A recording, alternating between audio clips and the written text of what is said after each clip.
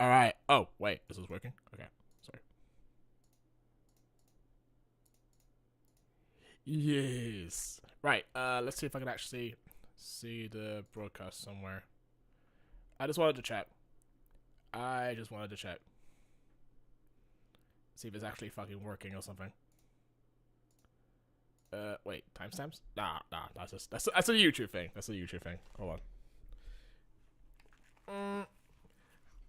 Alright, so no drop frames. Alright, that's cool. That's cool. I need to go to my YouTube for that and see if it actually is working. Because it's like the same variable bitrate that it was before. So I need to go to my YouTube studio and see if it actually is. Because I created a broadcast through OBS, so I don't know if it's actually doing one here. Oh yeah, it is. Okay. Good to know. Alright, let's see. Here I am. I look very handsome. Oh my. Right, and now it's showing on my Discord server. Oh, I completely forgot that happened. You know what? I might as well go online. Fuck it. Fuck it. Might as well. I like the thumbnail because I snipped that from one of the comics. Because the comic has some really good moments with Luna going fucking crazy. It's what I really, really like.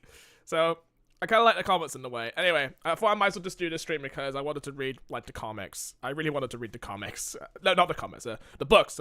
I'm almost done. There are, like, 2 books left, which focuses on the princesses, like Princess Celestia, Princess Luna. And I come into the expectation of hoping to get some more lore from the princesses and how they were born, how they were created in this world, or they just, like, popped into existence just randomly. And we're just not supposed to explain it or even acknowledge it or something. But I'm still interested to know, because she delved into Princess Cadence's lore and how she became an alicorn in the Twilight book, which is pretty interesting. At least we know how Cadence became an alicorn, because Princess Celestia's like, yo, you fixed an evil enchantress? Alright, here you go. You got wings. That's explained quite fairly well. So I'm still interested in seeing how the princesses came into existence. That's what I really want to know. I'm just going for my letters, so ignore me. Yeah. I never thought I'd actually do this today, but I just because I was having a conversation with one of the people who's autistic, by the way, and they were like, "Oh, I don't like Rarity." So I remember, like, I was looking at forum posts and YouTube videos on why people hate Rarity that much, and there was this one video I saw, and I'm like, "Oh, okay, I'm behind this video because it's just an opinion piece and all that." The reason why he doesn't like Rarity is because it's a personal reason where he had one of his friends named Derek, like he said, who would lie to him, say, oh, I don't need to go bowling, my grandma was on her deathbed or something, and then the next day he's like, oh, so how's your grandma then? And then Derek's parents were like, what is he talking about? And he correlated that with his watching of Sweet and Elite, which kind of concreted his opinion of him not liking Rarity, or is his least favorite pony, because of a personal event that happened in his life. So I'm like, yeah, I understand that, honestly. So there are, like, viable reasons why you don't like Rarity, but the thing is, I like Rarity because she's, like, over dramatic and she has, like, over the top moments in the show, and especially in the comics. Like, that's one of the reasons why I think I like her most of the time. They just play it up, and her friends make fun of her. And I'm like, well, yeah, because friends always make fun of each other. Like, they make fun of Rainbow Dash being so up her own ass all the time, making fun of Applejack for being too honest, making fun of Twilight for being panicky and shit. Like, come on. Literally, in, like, the season 9 premiere, they make fun of how Twilight is just Twilighting. They make Twilight a verb. That kind of thing. Friends make fun of each other. It's like, yeah, that's just one of those things. But I suppose I just speak it from, like, as a passionate, brony, I guess. Yeah, I'm just a passionate brony. I'm very passionate, because that's just who I am. I can't really control myself for that. Anyway, that's just a bill, really. So I might as well just get started. This is going to be, like, one of the last streams I'll probably do on MLP for now, because I haven't watched Generation 5 at all, but I know there was, like, a new Generation 5 game that was announced that's going to focus on, like, something I can't remember, but I remember playing a Maritime Bay Adventure. I remember playing that, and I think there's a new Generation 5 game coming out, and I might have to play that as well. Well, I'm not sure, because I'm not really a big fan of Generation 5 and how it tries to connect to the Generation 4 just to keep the fandom alive. I just don't like it, really. But maybe if I watch all of the episodes in Generation 5, I might actually appreciate Generation 5. But for now, nah. I'm just going to wait for all the episodes to come out and wait for that to die off, and then maybe I'll get around to it. If it's still on Netflix, by the way. I haven't paid for Netflix for the longest time, which is probably good for my health. For not just been watching a lot of shows. Most of the time I was just binge watching Generation 4. That's most of the time in my life anyway, because it's a really good show. I should probably also watch Bluey as well, because I remember watching Bluey, a couple of episodes of it, and it's good to watch with kids and without kids, if you're single. It's good to watch without kids, because it just delves into, like, it doesn't, like, talk down to you like a fucking retard or anything. It talks down to you like, oh, you're an adult and you understand from what kids, and the kid's perspective as well. Because, yeah, it's a very wholesome show. And it's very nice and it was like sweet and euphoric at times. There was like one episode where I almost like teared up for some reason. I'm like, I can't believe like a Bluey episode got me to fucking tear up, which is kind of rare. It's actually kind of rare for a Bluey episode to tear me up, but it did. So it just shows that people who work behind the show, they know what they're doing. Like, they know how to tug them heartstrings and just be safe about it. It's a really nice show. It's better than watching, like, Cocomelon and all that trash kids TV shit that is out nowadays. Just watch something that really, like, treats you like an adult and also as a kid at heart as well. I miss those kind of shows, but that's probably why we watch MLP for. Or maybe we watch, like, kids' movies back then that are like gory for the sake of, like, not for the sake of gory, but to represent like a realistic like situation. Like, again, I go back to Watership Down every single fucking time because I do like the original portrayal of Watership Down, and even the author likes the original portrayal of it. Like, everything they did was right. I think the director was called like Brian Adams or something. I think that was the director behind the movie, and he also did Plague Dogs later on, which is a lot more should I say not raunchy, but edgy, I would say. That was rated a PG. It feels like you're watching an 18-plus movie, but it's actually PG. The rating systems didn't give a fuck.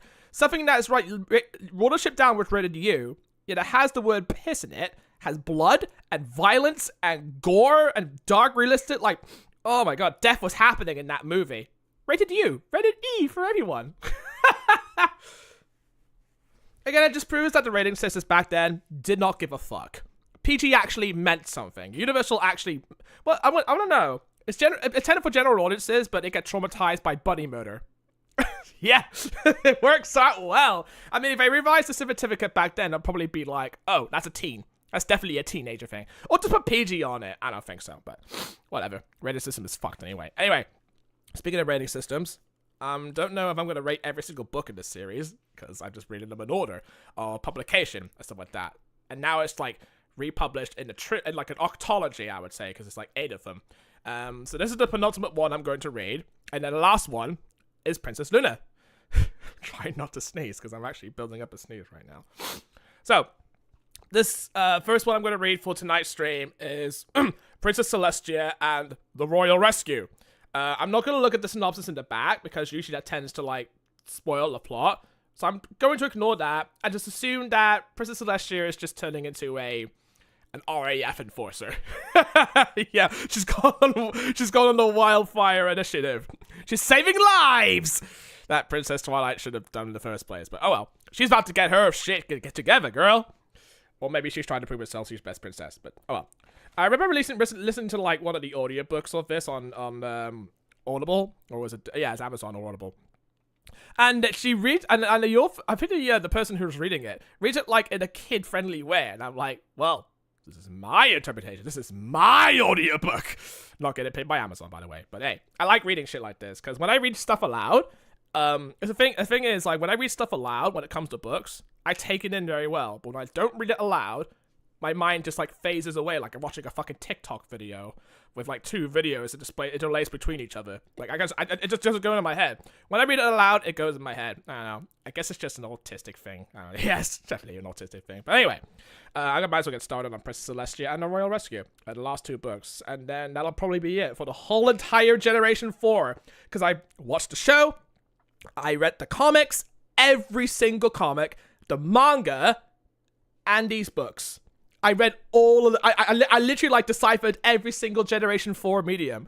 Unless you want me to count the toys. Like, I don't know how I got decipher toys. I just made for marketing and shit. But yeah, I read the books. I'm like, I don't know if I actually get into books by reading MLP. I guess Twilight taught me something about it, actually. Anyway, I'm reading on the first page here, and it says, to the 2 magical fillies, I know. Arabella and Beatrix. I'm guessing that's G.M. Barrow's family. All of these books are written by G.M. Barrow herself, so shout out to her. She actually written like a couple of episodes of the original series. I think there was the one where Piggy Pie was trying to keep Shining Armor and Princess Cadence's pregnancy a secret. Yeah, that feels like an episode that could be interpreted in the book form. That sounds like a book form. Yeah, that sounds like an episode that could be translated into a book. Yeah, it kind of sounds like that. But most of these times when she writes these books, it's like, well, I wouldn't figure about like it being translated into the show format. It's better than in the book format, because like, I don't know. That's just how I feel about it anyway. Because one that G.M. Barrow writes, they definitely feel like plots you could put in a book. Like they're simple, they're short, they don't require much thought and all that. But yeah, that's just me. We'll leave the complicated episodes to like, I don't know, Dave Polsky, Amy King Rogers, or the Fox Brothers. What were the other writers? I'm trying to remember the other writers. There's a lot of them. Megan McCarthy. There we go.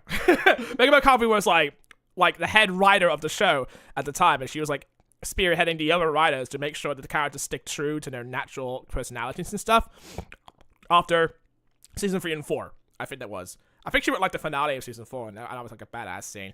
And I remember like the analysts weren't too fond of the season 4 finale for some strange reason, because they like to nitpick every single fucking bit of the season 4 finale just because they want to. And it's like, well, just because you nitpick in part the show, of course you're gonna hate it because you're seeing all the flaws in it that you've created in it. I don't know. I think sometimes there are some episodes that will just shut your brain off entertainment. There are some episodes where just enjoy it for the action, enjoy it for the conversation, and enjoy it for the personality. That's what I think. That's how I decide for the show, at least. But I think back then, I took it a bit too serious, like, because again, I was passionate about the show because I was such a big fan of it. But, oh well. I tend to, like, lean back and be like, yo, it's a show for little girls, whatever. Anyway, I better continue before I get too deep into that. So, how many chapters does this one have? 14 chapters. Well, I think it's like the same with the other books, I think. I can't believe I'm gonna like I can't believe I'm gonna be like shelving these for later on now. Just left in the background, just to be like, yeah, I read those. I totally read those. Anyway, I might as well just start. Chapter 1. Sunrise over Canterlot. Wow, we're starting off really good already. Cue Pure Kid Sweet. The sunlight dappled across the castle floor in multicolored shards, softening the appearance of the checkered stones. The gentle haze of daybreak had always been Princess Celestia's favorite time. Wow, imagine. Not just because she was in charge of raising the sun, or banishing her sister to the moon, but we'll get to that later. To her, the dawn was a peaceful and quiet promise of things to come. The activities of an exciting day still lay ahead of all the ponies in the land. Today would be a beautiful sunrise. Thanks, Cloudsdale. Don't put clouds in there. Celestia turned to the sun and focused her magic, and they spelled focused wrong. It was with 2 S's. Is that how you normally spell focused? Yeah, is that how you normally spell focus? I'm not sure. I'm pretty sure it's just 1 S, or maybe this... I don't know, it's just a misprint, I guess. She watched the progression of the golden orb climb higher into the sky. And turns out the sun had a face. Who knew? They're on the... What is it? On the corncob planet? Turning her attention back to the pattern projected onto the floor with a focus... Oh, they did it again. I guess it was... Is it focused with 2 S's? Hold on, let me look at fucking Google. Oh, focused? Same as focus. Okay, so it is intentionally supposed to be spelled with 2 S's. Right. Okay, I'll get it. Of light rays, converging on... Alright. So focused, as in pinpointing your effort on one thing. And as focused, meaning like a ray of light that beams across the floor. Alright, I get it. You're trying to be clever here, G.M. Barrow. I see you. I'm learning English today. From a guy who already knows English. With the focused care of an artist creating a grand masterpiece. Even though this picture was one of that the princess has painted the same way each morning for hundreds of moons, she gave it the same care every single day. It was her honor and her duty. The pieces of stained glass sat in the center of the main arch window depicted Equestria's newest princess, an exceptionally talented young scholar named Princess Twilight Sparkle, TM. The new royal and her 5 best pony friends and dragon assistant of the dragons, well, ambassador to the dragons, whose images were immortalized in the glass as well, had protected Equestria from peril on more than one occasion. They now nobly sought to spread the true spirit of the elements of harmony, and in turn, the magic of friendship across its lands. I like how the magic of friendship is also capitalized. That's pretty funny. Twilight Sparkle, Rainbow Dash, Rarity, Pinkie Pie, Applejack, Fluttershy, Spike had come a long way since they all became friends. Celestia beamed with pride. Get it? Because I'm a princess as a son. Whenever the young heroes graced her thoughts, or when their image in the window caught her eye. A prominent piece of purple glass in the window cast a glow in the shape of a star on the center tile of the floor, signaling that the mourning process was almost complete, and that loading bar is still stuck at 90%. Damn it! I want to play my Warframe! Celestia closed her almond-shaped eyes, and her dark lashes pressed down in stark contrast against her white cheekbones. She mustered every inch of strength in her body. She felt herself glistening with magical energy, from the bottom of her gilded hooves to the edges of her flowing mane of lavender, pale green, and periwinkle blue, and bursting out to the very tip of her long, paled dick. Oh, sorry, horn. Right, horn. When Celestia opened her eyes again, the sun had reached the highest peak of its arc in the sky. The world was bright. Okay, so this is the bit that got me. In the books, actually. This is the bit that got me. She speaks Latin in this one. Gratias ad solis autem. I guess it means praise the sun in Latin. Actually, I'm actually interested to typing this one out. Gratias ad solis autem. No, that's not what I'm looking for. What does it mean? What does it mean? Come on, Latin, help me out. I know it's a poem, but I'm looking for gratias ad solis. Okay, Latin. Gratias. Okay. So gratias ad solis autem. What does it mean? It means family is a gift. Is that what it means? Okay, it's not really looking up anything. It's completely lost. Grace to ponies, I guess. I think it means grace to ponies. I'm actually looking up on what that means. Translation. Yeah. Translation. Because I'm starting to think that she looked up a Latin dictionary on Google and then sort of came to that conclusion. All right. Translate Latin to English. Right. I'm literally just going all out. All right.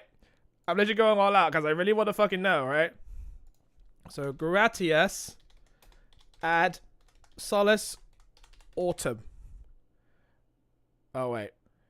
Thanks to the rising of the sun. Ah, that makes a lot of sense, actually. I kind of knew that, but still, I learned a lot so much. Because, okay, so there are 3 types of languages in the world of Equestria. We got English, the Old Ponish, and Latin. Those are 3 types of languages I kind of got from Equestria, which is kind of strange. Very, very strange how they use Latin in the world of ponies and Old Ponish. If there's an Old Ponish, that would also imply that there is a New Ponish as well. That's what I'm thinking anyway, because again, it can't have like the old without the new. Am I right? That's what I'm thinking, you know? So, Latin, English, and I think there's French. Oh yeah, French. French exists in all of Equestria, because if you remember the Cutie Parks episode, Applejack was like, Je ne sais français. Pavlove, and then Applejack was saying like, my sister's speaking all fancy. So she spoke French. All right, so English, French, Latin, New Ponish, Old Ponish. So there's like 5 languages, I think? I don't know. There's plenty more that I have yet to discover, but oh, that's just scraping the ice. All right, gratias ad solis autem. The princess presided as she bowed deeply to the sun. Thank you for allowing me to guide you, and thank you for another day of light. Beautifully done, sister. Thank you, Luna. Celestia smiled without turning around. I did think that sunrise was particularly smooth.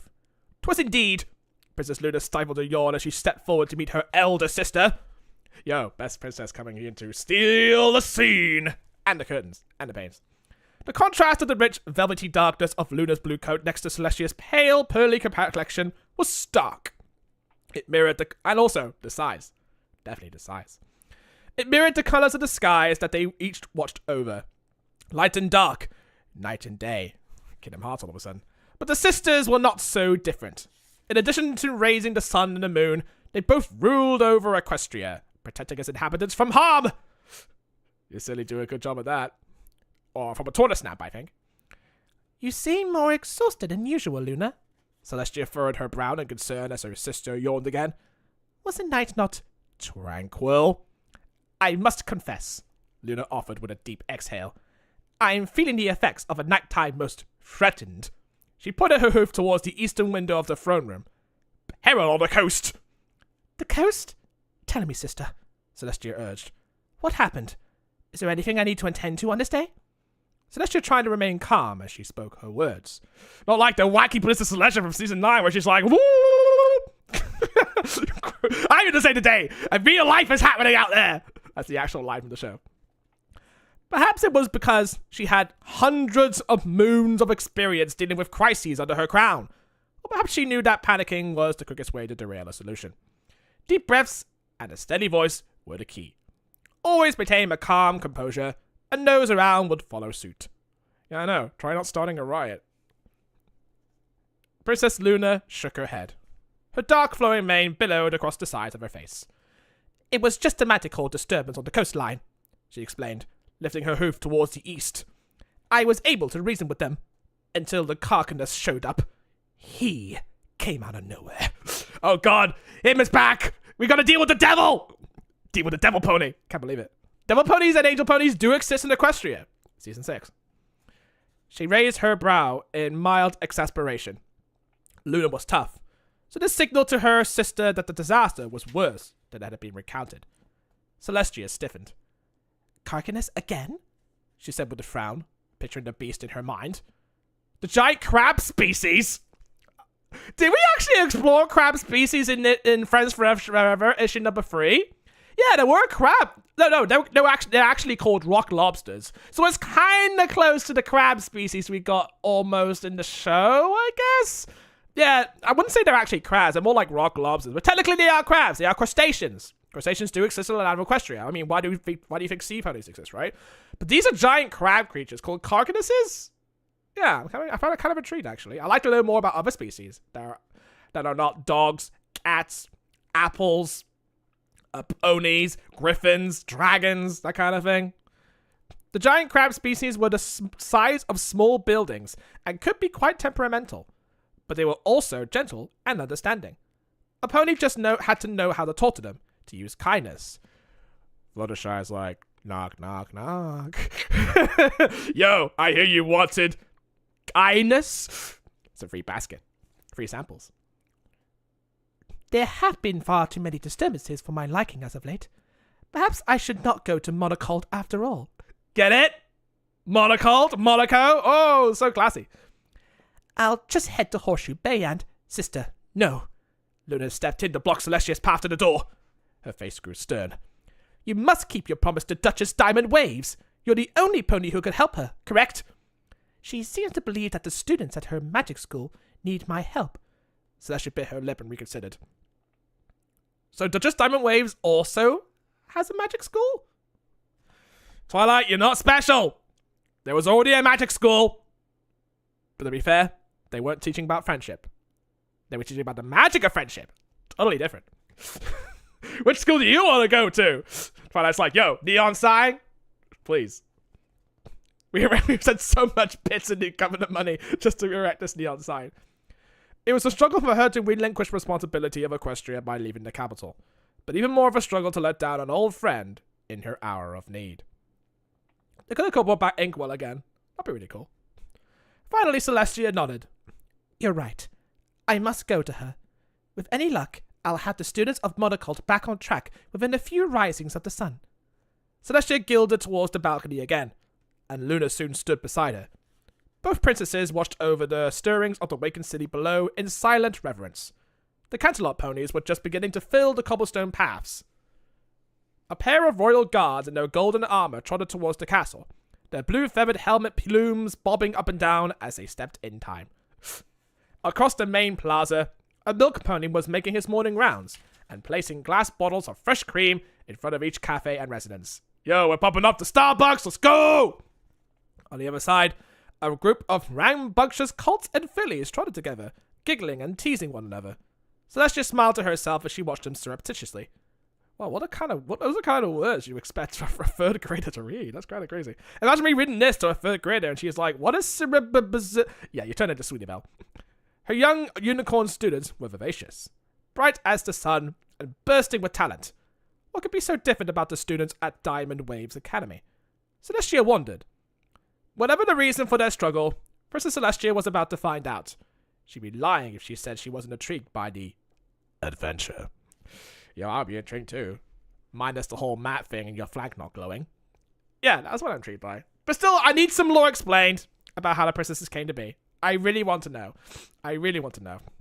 Pretty sure they explored that in the pilot, but they were like, oh, yo, thousands of moons ago, this happened. That's pretty much it. Chapter 2. The princesses of Equestria. Again, I beg to differ about the princesses outside of Equestria. There were princesses outside of Equestria. There are queens and princesses in Canania. And I refuse to believe that to be real. I refuse for that to believe to be real. You're positive you can't handle Canterlot on your own? Princess Luna raised an eyebrow at Celestia. Are you really asking me that again? The blue mare trotted around her sister in a circle, wondering if her sibling would ever learn to trust her. Celestia hardly ever let anybody know when she was worried, but Luna could always tell. Yo, I can read your mind, sister! You know how close we're bonded, are we? We're close. It's like you lift up your shirt and it's heart throbbing, like, ah! Anyway. And right now, Celestia's golden neckplate jewelry was on slightly crooked. Just not crooked at all. Otherwise, Celestia was a picture of perfection. Rarity would beg to differ. I know I need to start my journey, for it's as long, but I just want to be absolutely sure. Celestia replied from the seat of the carriage. A soft pink glow came from her horn. I thought it was yellow. Usually her horn glow is yellow, right? Or maybe I'm getting her magic aura wrong. She lifted a saddlebag bearing a picture of her golden sun cutie mark onto the seat next to her. Even with the situation at Horseshoe Bay? Luna sighed. I wish you would have more faith in me, silly. Silly? Get it? That's how it's written. Look, silly. Oh my god. That's crazy. She even shorts her freaking sister's name down to Sealy. Yo, you're a golden Sealy to Mars. I do. It's just that. Luna's face grew serious. Alright, you caught me. I'm planning to transform to Nightmare Moon mode as soon as you leave the border. It was her favorite way to tease Celestia. Every day, it's like, yo, Luna. Yo, Loon. Every day with this shit? Come on. It's TGIF, girl. Live it up a little. It's not Nightmare Night anymore. Get a grip. After Luna had acted up and been banished to the moon, her sister was very touchy about the subject. Yeah, I know. History, right? If everyone can joke about Starlight Glimmer being like a freaking communist or something, if they could joke about Sunset Shimmer being like an evil person just creating a zombie army, I'm pretty sure Celestia could take a hit or two. Come on. It's history. But the two sisters were past that now. Celestia rolled her eyes, and Luna's face broke into a devious smirk. Just messing with you, sister. I know that you worry about me watching over the day, so I brought in some pony who is very competent to help out at your school and to look over Canterlot while I rest. Surprise! A pebble out of corn with a pink star-shaped cutie mark trotted up to meet them. Princess Celestia said you needed a little bit of assistance. Twilight Sparkle! Celestia exclaimed, embracing the pony. What a pleasure it is to see you again, my faithful student. I hope you're not too put out by this request. Not at all, Princess, Twilight replied with a grin. I can't think of nothing more exhilarating than watching over your class for a few days. Yeah, we would love to see that storyline explored, but nah, this is Celestia's time. Get out of my sight! Twilight revealed a gigantic cart full of books. Can you tell what I like? In fact, I've even brought some special reading material that I know your students will be delighted with. I can't wait to discuss wing theory with them. Yo, is this kind of like a jab about the guy who was trying to argue astrophysics about Rainbow Dash's sonic rainbow? Remember that presentation video? Everyone remembers it. All the bronies remember it. Have you guys covered metamorphosis spells yet? Maybe I'll start with a good old apple to orange experiment. Not bird or orange. Twilight laughed and added, I'll make sure all the class frogs are out of the room for that one. Oh, God, season 3. Oh, season 3. Good one, Twilight. Good one. Twilight had once accidentally transformed a poor frog into an orange by mistake. Yo. Citation? Where's the citation? Come on. If you want to be a book and try to reference previous material, you need a citation list. Yeah, you need an appendix. You definitely need citation. Come on, bibliography. I would love that to be in the book, but I require kids to be reading a little bit too much into anything. Thank you, Celestia smiled. Whatever lessons you decide to work on, I know my colts and fillies are in good hooves. But Twilight? Yes, Princess? Twilight perked up, eyes wide and purple spring wings outspread. Wingbutter. Please make sure they have a little fun as well, okay? It's almost a summer break, for Starswell's sake. Yo, Starswell like, yo, why are you using my name why are you using my name in the word of vain? Like, yo, I'm the best wizard. Come on, give me royalties. Celestia nudged the young Alicorn with her hoof. You have a good time too. Luna giggled. Twilight crinkled her eyes in confusion. What's not fun about speed reading the entire Encyclopedia Equestria? Oh my god. Can you please stop with these in-game references and shit? Oh my god. Yo, Encyclopedia Equestria is just a shitpost website. Come on. Everyone can admit it. Shitpost. Yo, Twilight, big dick energy, right? Yo, purple is the color of the gay flag. Twilight is gay. Oh my god. Celestia laughed, patting her faithful student on her purple mane. You let me know when you figure it out, Twilight. Oh, with a letter update 1.0.2? Twilight sparkle brightened. Just like I used to? Celestia's thoughts flashed at a mountain of letters from Twilight that filled one cupboard of her bedroom quarters. And right next to that is a changeling necklace. On second thought, only send me a letter, if necessary, to update me on the kingdom news. You and Princess Luna together, okay? That seemed to be a good compromise and a perfect way to put Celestia's mind at ease. That's it? Twilight's face contorted. But what if I learn about... You will do exactly as you ask, sister. Luna interrupted, bowing her head. She winked at her sister. Twilight was obviously still learning to rein it in. We promise. Right, Princess Twilight? Of course, Twilight sighed, finding her addiction to friendship letters. Yo, it's a serious addiction. You definitely need therapy, Twilight. You're sending too many letters. You're becoming social. The princesses smiled and waved their hooves at Celestia. Have a wonderful trip. I shall try. Celestia nodded solemnly. She thought of her friend's desperate plea and couldn't help but imagine it wasn't going to be much of a light-hearted holiday. Celestia trotted off down the corridor to pack her saddlebags, reassuring herself that the kingdom would be just fine in her absence. She only looked back over her shoulder at Twilight and Luna twice. Twice? So, double take? Don't forget a spit take. To make sure that nothing had gone wrong yet. Yo, that's Twilight's job. She always has to reach out to see if something is wrong. Otherwise, that's just an OCD thing. Chapter 3! A Princess Abroad! Yo, isn't that like a thing, like an idiot abroad? Are they portraying Princess Celestia to be almost a retarded princess? Maybe. A few hours and 1,000 miles later. Princess Celestia was beginning to feel a twinge of anticipation about the visit. Teaching another group of unicorn students wasn't going to be difficult. Diversity. Compared to what Celestia had had to contend with in the past few moons, it would be downright simple. Celestia dealt with threatening foes in addition to running her own magical academy. Yeah, School of Gifted Unicorns, go on. At least, the return of Princess Luna from the moon and the rise of Twilight Sparkle and her friends had eased some of the pressure of events such as Discord's attempt to seize the kingdom, a full changeling attack, and a near rescue of the Crystal Empire from evil King Sombra's curse.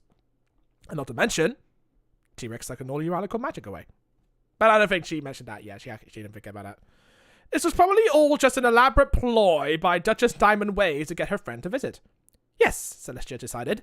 She had plenty of relaxation and catching up over tea awaiting her in the faraway land. We're almost there! Princess Celestia shouted ahead to her royal guard companions. They flapped their wings and turned to the right for the descent. Princess Celestia took a satisfying breath and peered down onto the landscape below. For the past hour, they'd been flying over green countryside filled with rolling hills, punctuated by quaint little villages. But the true jewel of the territory surrounding Prance was the coastal state of Monacolt. Hold on, Prance? Prance is another, continent or something? Because there's Equestria, there's the Netherlands, and there's Prance. Is Prance like an entire continent, I think? With little states inside of it? Huh, that's kind of interesting, actually. So Equestria doesn't cultivate the entire planet, just like half of the planet or something like that. I don't know. Maybe they have a water border, I guess. And it was growing nearer with each passing minute. Celestia inhaled the familiar sweet scent of pastries from the decadent bakeries mixed with fresh salt air of the ocean and felt happy. When it came into view, Celestia gasped in reverence. Monocolt was the epitome of glamour, recognizable by its lavish structures trimmed in gold details and docks filled with hundreds of boats of all size. Oh, so very tropical then. Very tropical. Celestia always loved how they swayed in the water, their tall masts waving as if they were saying, hello, just to her. The boats just form in the shape of hello. As the carriage began to descend through the clouds, Celestia began to rack her brain for why she hadn't visited Duchess Diamond Waves sooner. She loved this gorgeous city by the sea. Last time Celestia had visited, she remembered standing on the beach at the little inlet known as Unicorn Cove, watching the waves crash up against the sandy cliffs. The blue droplets glittered in her warm sun, splashing upon her mane. The water looked calmer today. Thanks, Cloudsdale. Would you like us to land on the beach again, Highness? One of the Pegasus royal guards called back to her. His blue mane rustled in the wind, hitting the sides of his golden helmet. Just in front of the school, please. Sister Celestia directed her guards as she brought her attention back to the reason she traveled to Monocolt in the first place. I'm already late. Lessons ought to have begun for the day, and the Duchess will be expecting me. She gets very upset when things don't run on schedule. And trust me, I know Twilight. Celestia watched Unicorn Cove disappear behind them, and a sad feeling hung low in the bottom of her stomach. Tomorrow, I'll go there, she promised herself. Yeah, I just want to relax, get my hooves dirty. As you wish, Your Highness. The royal guard's ponies soared through the sky, and finally touched their hooves down onto the ground. Though normally stoic, the stallions couldn't help but suppress a smile at their beautiful surroundings. Glimmering Shield, the lead pony, nudged his partner Golden Flight. Wow, even the royal guards have names! Like, jeez! We're going all out with the shit right here! All the royal guards have different names. And Flash Sentry, too. Definitely Flash Sentry. He's a royal guard now, can you tell? Putting his hoof and a row of brightly lit buildings across the plaza. The blue and orange light bulbs promised card games and apple juice, as well as apple treats and amazing feats. The guards always argued over which ponies got to accompany Celestia on trips abroad. Monocolt was, in particular, a destination they all wished to visit. Oh, just like Las Pegasus, right? The world where everyone wants to go. Gentle colts? Celestia raised her brow at the two mesmerized stallions. Oh, deepest apologies, Highness. The guards snapped to attention and cleared their throats, bowing low to their princess. Please welcome our Grand Royal Highness to your beautiful land. Presenting the Princess Celestia of Canterlot, protector of the sacred sun, and all that its golden light touches for all of time, and... That's quite enough, Glimmering Shield. Celestia laughed. Yo, don't wear me out. Don't wear me out. As the carriage steps unfurled onto the glittering cobblestone street, Celestia grew anxious to disembark and stretch her wings. Like always. She does that every single time she visits a new pony. Gotta flop your wings. Show that you mean business, peacock. She had placed but one hoof on the ground before she heard a familiar voice. Seely! Duchess Diamond Waves, a tall, willowy unicorn mare. Why did I say alicorn? Fuck. Trotted out from the main door of the school building with a big, inviting smile upon her sweet lemon-colored face. Instead of a crown, she wore a golden band across her forehead. Do my eyes deceive me? Is it really you? Or is it some changeling sent to trick me? You wish. Princess Celestia made a love-sucking vampire face just like Queen Chrysalis, using her magic to grow some fake fangs for added effect. The Duchess gasped in mock horror. The two ponies laughed and embraced. No, but seriously, I'm actually Queen Chrysalis. It was like they have never been apart. True friends always picked up right where they left off. It's turned into Freyrin now, where she loses all of her friends that died and she still lives. But so she has to make new friends just to fill in the void. Again, that goes into like her deep history of her losing friends and getting new ones just because she aged slower than normal ponies. Yeah, man, that was been really tough for Celestia, I think. Okay, and I think this is Duchess Waves. Not a bad design for her. She looks pretty cute, actually. Almost bearing the same kind of mane as Princess Celestia. Yeah, I might actually like her. She looks pretty cute. Really, really cute. I guess Jen Barrow drew her herself. Yeah, it's good. Princess Celestia put her hoof on Diamond Wave's back. It feels like it's been 100 moons. Only 14. But who's counting? The Duchess teased. Actually, I was. I run a math class after all. Algebra. Far too long. Princess Celestia shook her head. But I'm here now. And I'm so glad to see you, my dear friend. And I you. But... Diamond's face fell, and her voice began to quaver. But it means so much more since I have no pony else in the world to turn to right now. Duchess Diamond Waves looked to the ground, and her ocean of blue mane locks fell down in a cascading waterfall to the stones. Her mane wasn't as shiny as Celestia remembered. You forgot to dye it or something? And her tail wasn't fashioned into its usual perfect waves of varying light blues. I don't know if she's going to be more Hotton than Swiftfoot, but I had to get back to you on that one. And was her cutie mark of a glittering blue seashell looking dull as well? Yeah, cutie marks get dull, I guess. Diamond Waves didn't look like herself. She looked tired. Are you all right, Diamond? Celestia asked in the gentlest tone. You seem so... different. So you noticed that my mane isn't sparkling? Yeah, I know. She's getting the Pickamina effect! The Duchess smoothed her mane and sighed heavily, the weight of stress visible on the unicorn's delicate shoulders. It hasn't for a while, actually. But let's not talk about manes. Let's get to business. My school. Celestia frowned and concerned. What is the matter? The Duchess shook her head sadly, getting lost in her thoughts. None of my students are ready for what lies ahead. I'm surprised you even have them here in the summer, Celestia teased. My students are just finishing up back in Canterlot. She looked around at the beautiful weather and realized all it was missing was a bunch of young ponies reveling in it and enjoying that free shit. Yo, you better gamble on here, ponies. You gotta live your life young. Also, there's another freaking picture of Duchess Waves. Again, really cute pony. I kind of like her. She might be a more attractive pony than Swiftfoot. I don't know. We'll just have to wait and see. I want to see what her personality is like. They should have been down by the beach, splashing in the surf and collecting shells, drinking that cider, getting along with the fillies and girls. Only the Colts, though. Only the Colts. Or playing hide-and-seek in the ocean caves. Anything but studying. I had no choice. They had to be kept here because they didn't pass their exams. Well, that's kind of on them. They didn't study hard.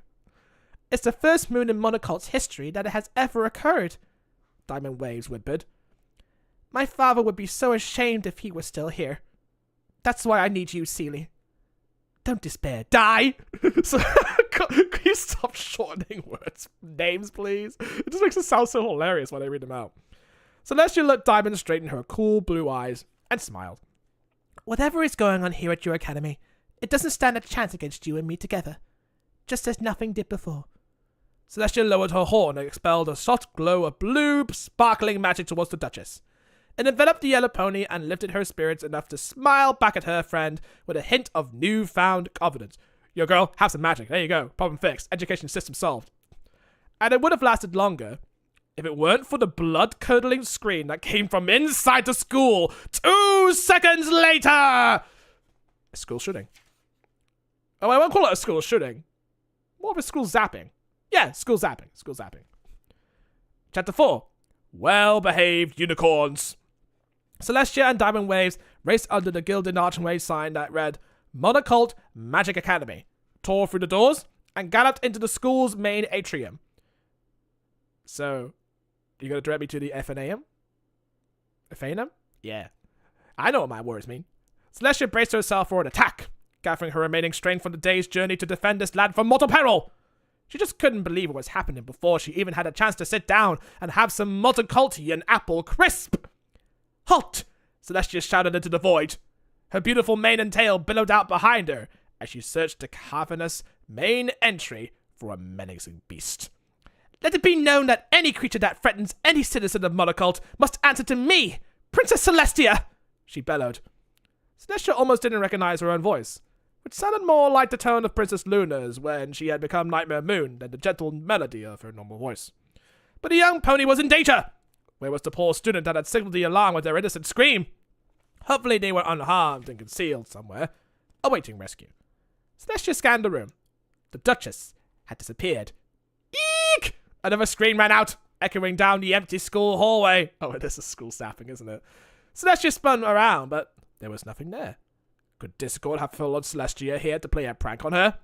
She recalled a time when the naughty Draconicus had covered himself in something called Invisipaint and followed her for an entire week, whispering everything she said right after she said it, just to amuse himself. At the time, Celestia had thought she was going crazy. Right now, she thought it unlikely that this was any sort of trick. I don't think that episode happened in the show, but I do remember, Discord being infected with the blue flu. That was only one thing. Anyway, I never recall the episode where he covered himself in the Invisipaint. Maybe GM Barrett kind of made a scenario up and just be like, yo, that happened. That happened. The screaming suddenly stopped, followed by the sound of hooves and the muffled voice of Diamond Waves. Now, what did you learn from this? She hissed. Celestia followed the sounds to find that there was no monster at all, just a tiny blue unicorn standing next to her friend, looking upset. I'm sorry, I just needed a snack. My tummy was grumbling and I couldn't think, and I... The colt shifted back and forth on his hooves as he looked up to the headmistress. His started up to the mare and back down to the floor. I learned to never leave class without a pass, or you get attacked by a fake spider spell. Diamond Waves leaned down towards the colt. Repeat that again, how I taught you, Rainier, the Duchess said, jaw clenched. Yes, Headmistress Wave. Rainier nodded. Oh, this is the picture of Rainier, by the way, so greater context. I should not leave class without a pass, for the pony who leaves class does not pass. Good colt, Diamond Wave said, standing tall once more. She gave him a tiny smile. I need focus from all of you. Only serious and talented unicorns are allowed to stay in my academy. It is my honor and a privilege to be here. You understand, right? Yes, Headmistress, Rainier replied. He quiggled his muzzle. It's just that we finished reading the textbook assignment on finding manicores like you told us to, and I thought I had time to... Then you should read the next section, Diamond Waves replied. Tell the others to do the same. I'm busy showing our guest teacher, Princess Celestia, around, and I need all of you to be ready to attempt your attack spells when we get to class. Yes, Headmistress, Rainier nodded. I will do that, and... Hello there, little one. Princess Celestia told and stepped out of the shadow. Now grace my presence, for I am the Princess of Equestria. Yeah, I'm taking the stage. Yo, Duchess Waves, take a backseat, right? I know how to deal with kids. Well, Luna knows how to deal with kids, but I know how to deal with kids better. She nodded her head in greeting to the duo. Celestia! Duchess Diamond Waves brightened like a switch had been flipped. She chuckled. It was nothing to worry about. Rainier here just got a little spooked. Rainier, is it? Celestia smiled at the young pony and bent down. Who's a blank flank? Oh yeah, he is a blank flank. He has yet to find his cutie mark. You seemed like you could use a snack. Good thing your school education system allows free lunches. A glow of magic swirled from her horn and spun around, creating a beautiful red apple. Celestia passed it over to the colt, whose eyes were alight with wonder.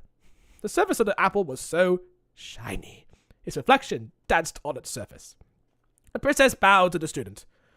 Nice to meet you. Nice to meet you. I'm Princess Celestia of Canterlot. Whoa, Rainier marveled.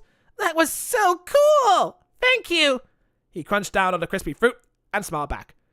All the other kids, it's mine. Now, there's a spell we should learn, His Mistress Waves, he shouted, before trotting back down the hallway and through the open classroom door. These colts and fillies, Duchess Diamond Waves shook her head in defeat. These colts and fillies. Duchess Diamond Waves shook her head in defeat. She trotted over to an arched window and looked out to the street. See?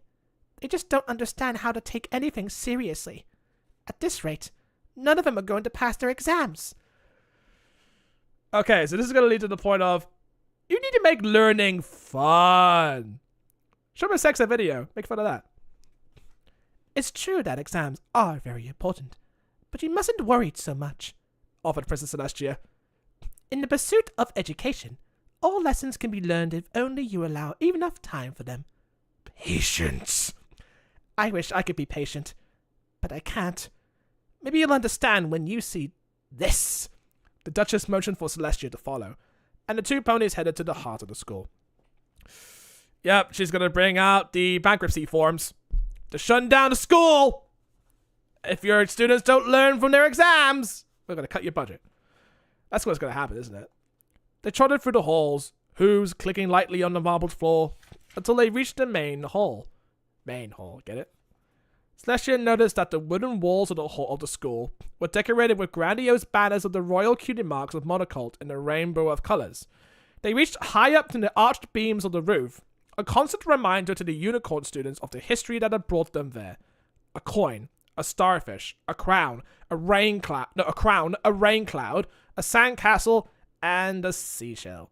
Oh, so they're big fans of SpongeBob then. Celestia bowed to the banners in respect. They have been her great allies throughout the history of Equestria. What, the coin especially? Yeah, I guess. In the name of Unicorn, Pegasus, and Earth Pony, I offer my regards. Seely, look! Diamond Waves interrupted, motioning to a massive hourglass. Time is the only thing we do not have. The hourglass was forged from silver, mounted on a marble pillar, and filled with golden sand. The grains funneled down into the bottom glass chamber in swirls and wispy loops. It was no ordinary timekeeper. The time glass? Celestia gasped. She touched her hoof to the hourglass. I didn't know it was here. The unicorn marveled at the way her glorious sunlight shone down onto it through the skylight in the ceiling. The last time I heard of it was over 500 moons ago. I thought it had been destroyed. Duchess Diamond Wave sighed. Luckily, no. She mostly destroys a lot of other things that don't really stand the test of time. No pun intended, but I'm pretty sure she's going to destroy the Timekeeper as well. Oh my. Well, something tells you that time travel is going to play a big part in the book. I just know it. I just fucking know it. Celestia watched the sand trickle through the glass, mesmerized by its beauty. King Nautilus must have been very proud of you to let you keep the time glass here. Oh, King? So King Sombra, King Vorak, King Nautilus. Nautilus is a League of Legends champion, just to let you know. There are three kings in the land of Equestria, as far as I know, yeah? Oh, that's at least as far as I know. But there's King Vorak, he was a king in the Neverlands. There's King Sombra, king of the Crystal Empire. King Nautilus, the king of, like, Monocult or something. So there are 3 kings, and I think 4 princesses. So we're getting close. Yes, Duchess Diamond Waves nodded. In fact, it was the whole reason my father wanted me to open the school. I just know it. That's why it's such a crisis that... Duchess Diamond Waves stifled a sniffle. The training of these young unicorns has been a failure. I don't want to fail him and put the whole of Monocult in danger. How are you putting Monocult in danger? Celestia looked up at the hourglass again, searching. But she saw nothing of a threatening energy surrounding the time glass. Just a gorgeous sculpture made of metal and glass, and carved with images of Monocult's history. There were pictures of stars gathered onto the sandy shoreline, waves crashing against the cliffs, and ponies of the region standing together in reverence of it all. The sands of time are about to run out, Diamond Wave said as she pointed to the swirling sand. She leaned in close to Celestia, eyes wide in terror, lowering her voice to a whisper. When they do, it is said that the ponies of Monocult will have to protect the borders from a great invasion of beasts. Oh, those are parasprites. They're pretty friendly, but can be a bit vexatious. Celestia frowned. In all my moons, I have not heard this legend. Yeah, I know, that happened with Starswell, right? The Pillars of Harmony? Yeah? That was a legend too. The Shadow Ponies? Also a legend. That came true. You know that legends are true in Equestria. Come on. Every single time. I understood the time glass to be nothing more than a magical object that kept the days of the calendar. Why did you never speak of this threat before, Duchess? Diamond Waves began to pace back and forth, her nerves trying to escape from her hooves. I thought that we had at least another Circle of the Comets before the event. That's what the ponies in Northern Prance say. But I was wrong. I thought we had more time to impress upon these youths that we need to train.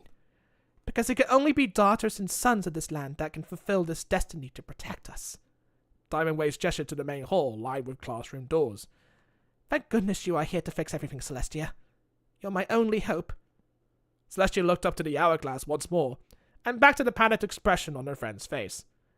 I'll do what I can. Thank you for understanding. I need every student to pass the Beast Defense Spells exam on the next try. If not, I failed. Diamond's face grew stern. As both an educator and as a protector of Monocult. Something tells me Princess Celestia's gonna make her an alicorn. That's what I'm thinking. Yeah, we need more princesses. Why not 5? We'd be lucky. Celestia and Diamond looked up at the last banner. It was the same color as Diamond Wave's beautiful mane. And the emblem of a shell stitched onto it was the mark that graced the Duchess's very own butt. Diamond was destined to determine to protect this land, no matter what. And so would Celestia. Okay, so we get a little bit of lore about Monocult now, or really like the continent of her plants, I think. This is kind of interesting, though. This is kind of interesting, because they brought, like, constellation, like, previous events that happened, like, 500 moons ago. And also the thing called the Time Glass, which is just a giant time glass that might depict the days of, inevitability, or, yeah, some omen or some shit. But it's just a fucking hourglass. It doesn't do jack shit but tell time. That's what I'm thinking. I think the lesson here is going to be, like, oh, don't let time dictate your destiny. Live life to the fullest. That kind of thing. I think that's going to be the lesson that's going to happen in this freaking book, isn't it? Yeah, that's what I'm thinking. Chapter 5. Lesson number fun. Right, lesson number fun. The next morning, Princess Celestia felt rather awkward as she stood at the head of the classroom. She wasn't sure why the students looked so afraid of her, but there they were. 12 unicorns staring back at her with expressions of pure terror. Wait, never seen the sun go before? Come on, get out more. Nobody was talking or giggling as her students back in Canterlot did before class began each day. Duchess Diamond Waves had briefed Celestia the previous evening, and then decided to visit the ponies up north and see if it could tell her more about the time glass. Celestia wasn't sure what to believe from the stacks of notes her friend had provided. It was time to experiment. Good morning, fillies and cults. No, that's why I said gentle cults. Fillies and cults, Celestia chirped, hoping to stir a reaction with her sunny smile. No pony even blinked an eye. What is this, a valedictorian school? Come on. They were like the stone statues in the Canterlot garden. My name is Princess Celestia, she continued. She used her magic to write her name on the board with a piece of chalk. I'm an old friend of Headmistress Diamond Waves, and I'm here to help you with some of your spells while she's away at Northern Prance. Let's start with something simple, shall we? Celestia began to pace back and forth, but then thought better of it. She didn't want to spook any of these little ponies, little snowflakes. Yeah, this is a leftist school. She stopped and sat down, trying to match her stillness. She took off her gold crown and put it on the desk to show the students they could see her as an equal. Sign. Does anybody know what a Wendigo is? Wow, I have never seen them mention Wendigos that much in the books, except for like the other times in the comics, maybe like once in the show, a couple of times. Yeah. I think they kind of thought like, yeah, we need to mention that the Wendigos do exactly exist. I mean, come on, we put up lore for them, where we're going to just abandon them. Yeah, we're going to keep bringing them up. Does anybody know what a Wendigo is? A magenta cunning-maned unicorn filly in the front row raised her hoof. Celestia looked at the seating chart. Hello, my dear. Are you Ambrosia Breeze? Yes, princess.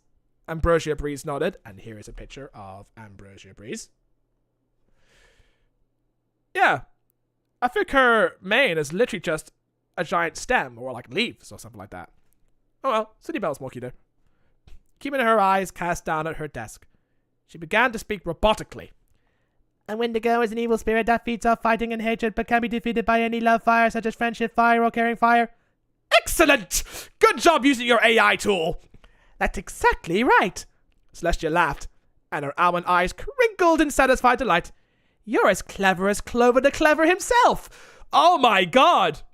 Oh my god, what? When did this book come out? 2014? Like, during season 4? Am I correct? In before fucking Forgotten Friendship took the name Clover the Clever and made it into an entire storyline. Holy fuck. GM Barrett, you're on it. And I guess they took that name from the book and adopted it into Equestria Girls. Now that is some consistency I actually like. Oh, if anyone didn't read this book before watching Forgotten Friendship, you wouldn't know what the fuck I was about. But luckily, in Forgotten Friendship, it was just established there just to build up some lore about friends losing their memories because of some stone tablet or something. Yeah. I mean, you didn't even need to read a book in order to understand Clover the Clever by name, but still, this is great. This is actually good consistency. That's what I kind of like. Again, I'm starting to feel like the Equestria Girls maybe kind of took that name from one of the books and just adopted it into a brand new storyline. That's pretty cool.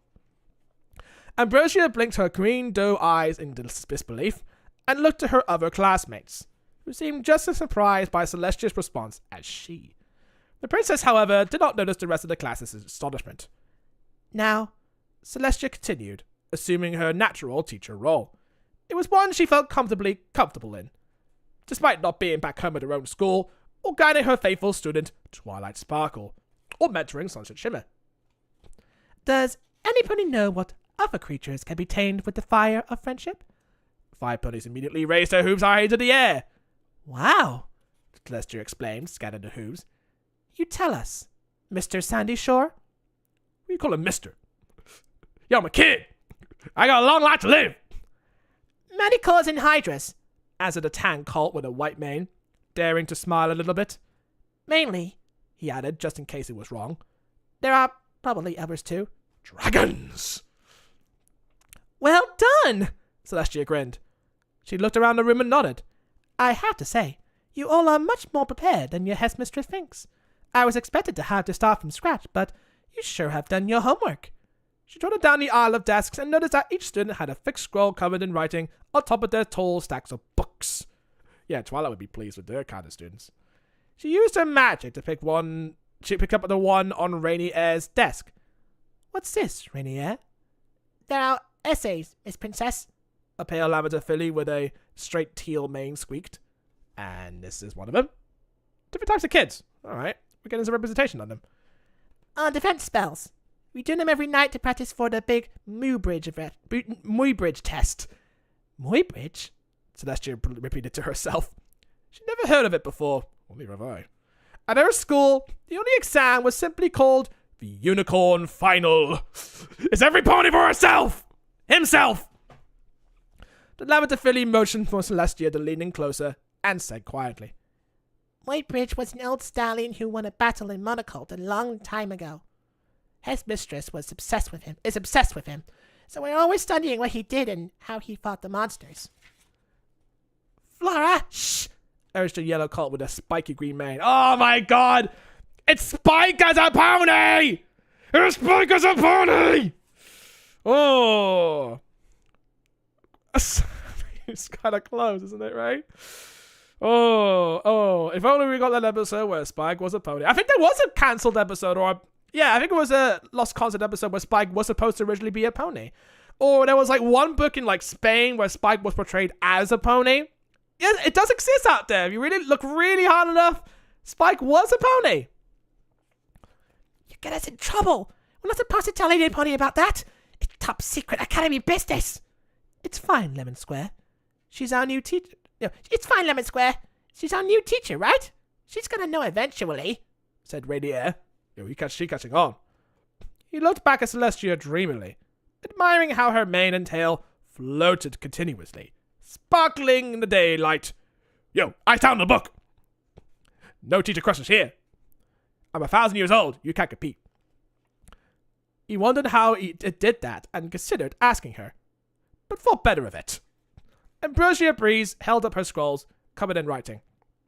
We had to write an essay every single night this moon since Headmistress Diamond Ways got all strict and boring and horrible. She covered her mouth. Whoops. Please don't tell her I said that. Ambrosia slumped down. She wasn't the only pony who seemed grumpy and tired. All around the classroom, the students had their heads down on the desks, fighting to stay awake from their long night of homework. Celestia recalled that when her friend was younger, Diamond Waves had a tendency to get carried away from completing her assignments. Like a certain young purple alicorn at home, she who shall not be magic-eyed. But there was a perfect cure for that. Princess Celestia winked at Ambrosia. Don't worry, class. Go ahead and take a rest if you need to. Just let me know. You can tell me anything.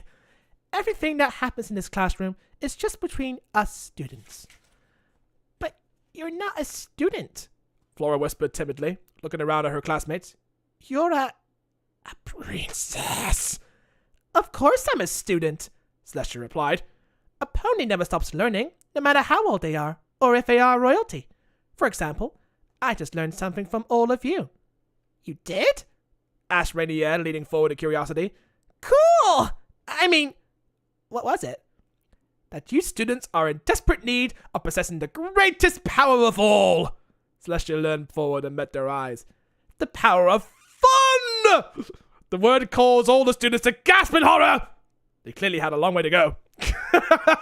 Yo, Piggy, get in here, get some party cannons out here. We're gonna get you to a point where we're gonna slap out this educational party, bitch. Yo, educational party, let's go. Get Piggy in that shit. Chapter 6. The key to magic. Bloody keys in season 4, but this is the actual key. I thought they would have learned the power of friendship, but nah, power of fun. F is for friends who do stuff together. Alright, let's not go there. Celestia chuckled and used her magic to erase the chalkboard, which was filled with diagrams of great beasts, maps of monocult, and tactical spells. In its place, she drew a bunch of balloons that would have made Piggy Pie proud. Nah, the outlines are a bit curvy, but overall, you need to get better at designs. Then she drew some smiley faces. It was a start. Fun? The students all whispered to one another. But this is school time! The headmistress would be so... You never watched a movie in a class before? Come on. That's a wonderful treat to before summer vacation. Summer vacation is the boring part, because you have to find the fun. The headmistress would be so mad if we had fun. Who can tell me about some things that are fun to do? Celestia queried, ignoring the protests and continuing to use her magic to do away with everything that looked serious or boring. Swish! A bunch of posters on proper unicorn spell casting posture flew out the window. Swoosh! A banner that said studying as the key to magic folded into a bouquet of paper flowers and landed on the teacher's desk. Oh, I know! Sandy Shaw raised his hoof. And this is Sandy Shaw, who looks a bit like Babs Seed. And I don't like that. It's fun when I finish my essay. My mom says I get to brush my teeth before bedtime. Or play a video game. Yeah, agreed a pink filly with a straight mane. I like that so much. All those fresh minty bubbles dancing in my mouth are so cool. Celestia cocked her head to the side. I suppose taking care of yourself is satisfying, yes. But what else makes you happy? I like raindrops on roses, Renier said with a casual shrug. But that's more a favorite thing than a fun thing. Getting a little better, Celestia encouraged. But think bigger. How about galloping on the beach with the wind in your mane, or singing songs with your friends around a campfire? CAMPFIRE song! The class considered this. A few young unicorns looked as if they were straining to remember what a campfire was. Is that something that herb ponies do? Yeah, totally. We have herb pony magic, don't you know? I like the sound of those activities in theory, Flora squeaked. Her already big eyes began to widen even more. But what if you were doing one of them and then you get in trouble for not doing your homework instead? The students all nodded in agreement. This was much more worse than Celestia thought. She needed something to truly light a fire in the hearts of these students to get them to loosen up. Read a magazine. Here you go. Fashion Weekly. There had to be another strategy. A way to speak these students' language. How about just saying a bunch of Latin? Always works. Every pony, I'd like you to pair up into your partners with your essays. You're going to practice a friendship fire spell. We are? The ponies erupted into a flurry of whispers. That's a hard one. No pony's ever done that. Neither did they practice the bleeding heart or perfected it, but hey, how about I proved you wrong? I'll give it a shot. Ambrosia Breeze trotted over and sat down next to Flora, using her magic to push past her essay over. Sandy Shore and Rainy Air paired up as well. Soon the whole class had found partners. They looked up to Celestia, eagerly awaiting their next instructions. Oh, are we going to read each other's work and critique it? Ambrosia Breeze shouted. Because we're very good at that, just so you know. No, Ambrosia, we're not going to read the essays. We're going to do something a little different this time. Celestia walked over to Ambrosia and Flora and bent down to meet their faces. Yeah, just because we're on the same level. I want you to tear up each other's work. No, I mean, not like physically, but metaphorically. Yeah, verbally. Some pony in the back of the room dropped a textbook. Princess Celestia giggled at their shocked faces. What? Nanny? The two ponies shrieked in disbelief. But we'll get into so much trouble! Across the room, Sandy and Rainy were paralyzed with shock as well. Rainy held his essay close to his chest protectively. And we worked so hard! Sounds risky. Celestia nodded with a sly look. Yo, my girl, she going on the bait. But kind of interesting, right? A moment passed where no pony knew what the correct answer was at all. Was this a trick? Yo, Celestia, being the troll. Trollestia. Fucking hell. Or a test that had been set up by Duchess Diamondways to see if they would succumb to such a temptation. It does, Flora finally said, much louder than anything else she'd ever uttered in her life. Her voice didn't even squeak. It caused everybody to jump. I mean, it sounds different and scientific, for learning purposes and... Oh, never mind, Flora whispered, retreating back into herself. Well, I'll give it a try. I'm not afraid of anything. Ambrosia Breeze snatched Flora's essay and used her magic to shred it into tiny pieces. Rip, rip, rip. No, so just being like, I don't mean literally do it. Just tear each other with words. Like, come on, roast each other. Have some fun. Epic rap battles of Equestria. Come on. They floated down to the ground pitifully, landing in a sad pile on the ground. Flora's jaw dropped. She lunged over and tore Ambrosia's scroll out of the air with her hoof. Flora showed no mercy. It's battle royale for the kids. They're gonna kill each other with books. Doing the exact same thing until both essays lay in one heap in between them. The whole class went silent. All that work gone, said Ambrosia Breeze, breaking the silence. She looked down in horror at the pile of paper. So much research, Flora whispered, her lavender face a picture of true horror. Everybody leaned in, not wanting to make even the slightest move. A few moments later, Flora started to giggle and turned into the Joker. Ambrosia couldn't help but join in. Then the giggling quickly evolved into full-blown laughter. Soon the whole class was laughing and tearing up one another's scrolls. It was a confetti explosion of essays. And one by one, as the papers were destroyed, small blue-hued flames began to rise from the ruins. Celestia smiled to the class. See, students, you did it. The fire of friendship defense burns like my rump. Now you know why I'm a princess of the sun. I mean, the teachers of fire. But how do we finally complete the spell? Renier asked, gaping at the little blue heart-shaped flames rising from the remains of his homework. We've been trying to do this for ages. That's because it can only come from the bravery of two ponies offering friendship to each other despite a personal sacrifice, Celestia explained. You all banded together even though you had something to lose. Slowly, smiles began to show up on the students' faces, and the classroom began to warm up as if it were a newer dawn. And it wasn't from all the flames. Technically there was a school sapping going on. It's the papers that ended up sacrificing their lives. They sacrificed the power of knowledge for friendship.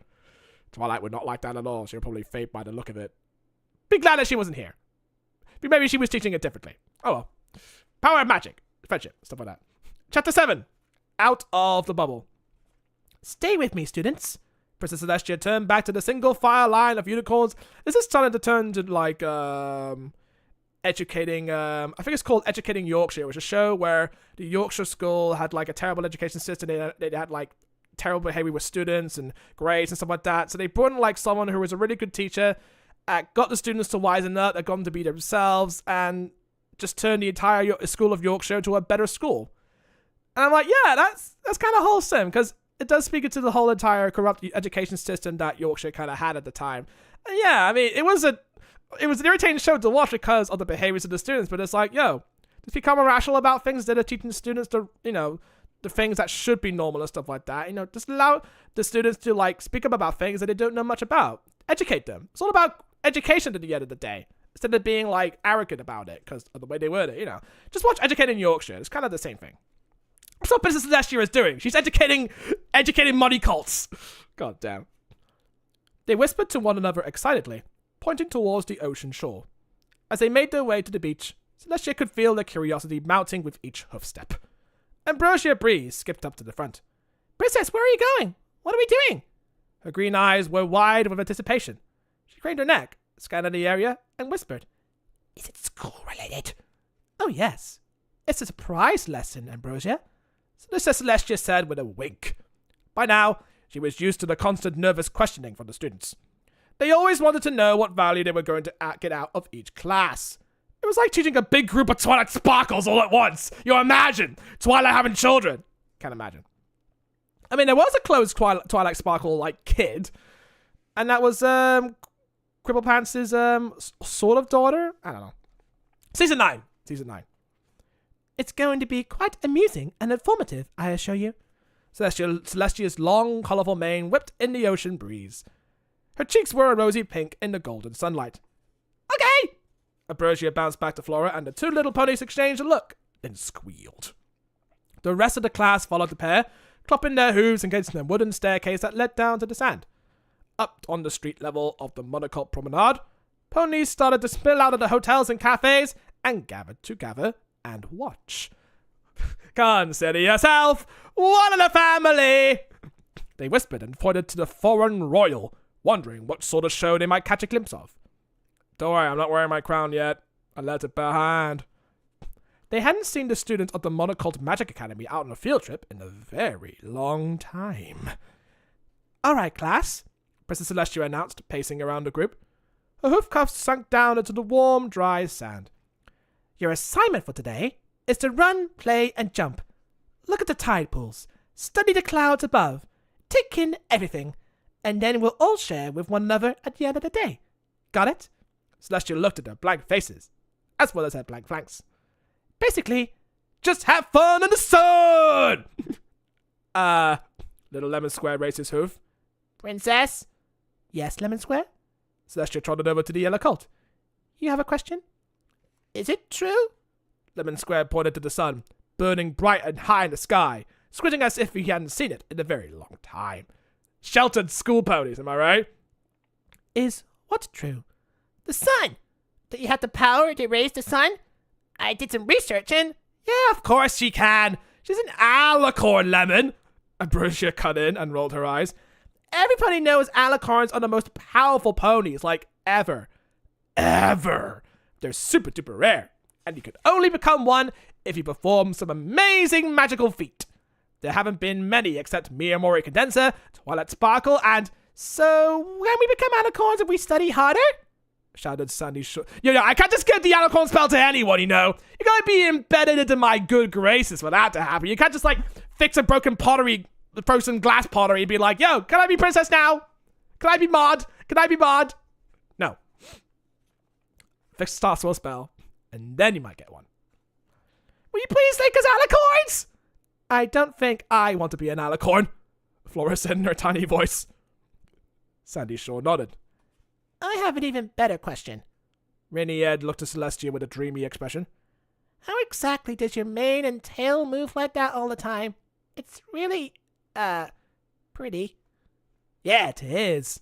Ambrosia tilted her head to the side so she could admire Celestia's mane from another angle. I think Headmistress Diamond Way's mane used to do that. Until she lost it. She lost the sparkle. We shall get that sparkle back. All right, students, Celestia said, hushing them. There will be time for Q&A with me later. To the convention! Later. For now, just do as I say. You're out of a classroom, and you're standing on a beautiful beach. Make the most of it. I think you'll find it's worth your time to get out of that school bubble. Yeah, no, get out of your echo chambers. Enjoy yourselves. Stop using social media. Celestia gave a little smile as the students finally raced away. A few looked back over their shoulder to the princess, just to make sure it was really okay. They were slowly but surely getting used to trusting her. Okay, you know what this reminds me of? It reminds me of the whole movie Kindergarten Cop, where they got a big giant Austrian man to teach school children and stuff like that. This kind of reminds me of Kindergarten Cop. I swear to God, the Fluttershy one is literally a giant Bay parody. This one, it's gonna be a Kindergarten Cop all over again. I swear to God. Celestia knew that Diamond Waves was going to be pleased with the results. Bubble? Repeated Ambrosia Breeze to herself as she looked out at the vast body of water. She galloped off to join a game of hide and seek. In Unicorn Cove, the darkest cove to ever exist in France. Up above by the cliff railing, the crowd of ponies watching grew thinner as the students ran off into little groups across the beach. It wasn't the magic show they were all hoping for. The colts and fillies really did just appear to be playing around, throwing sand at one another and diving into the water. A few older mares and stallions hung around, amused by the sight.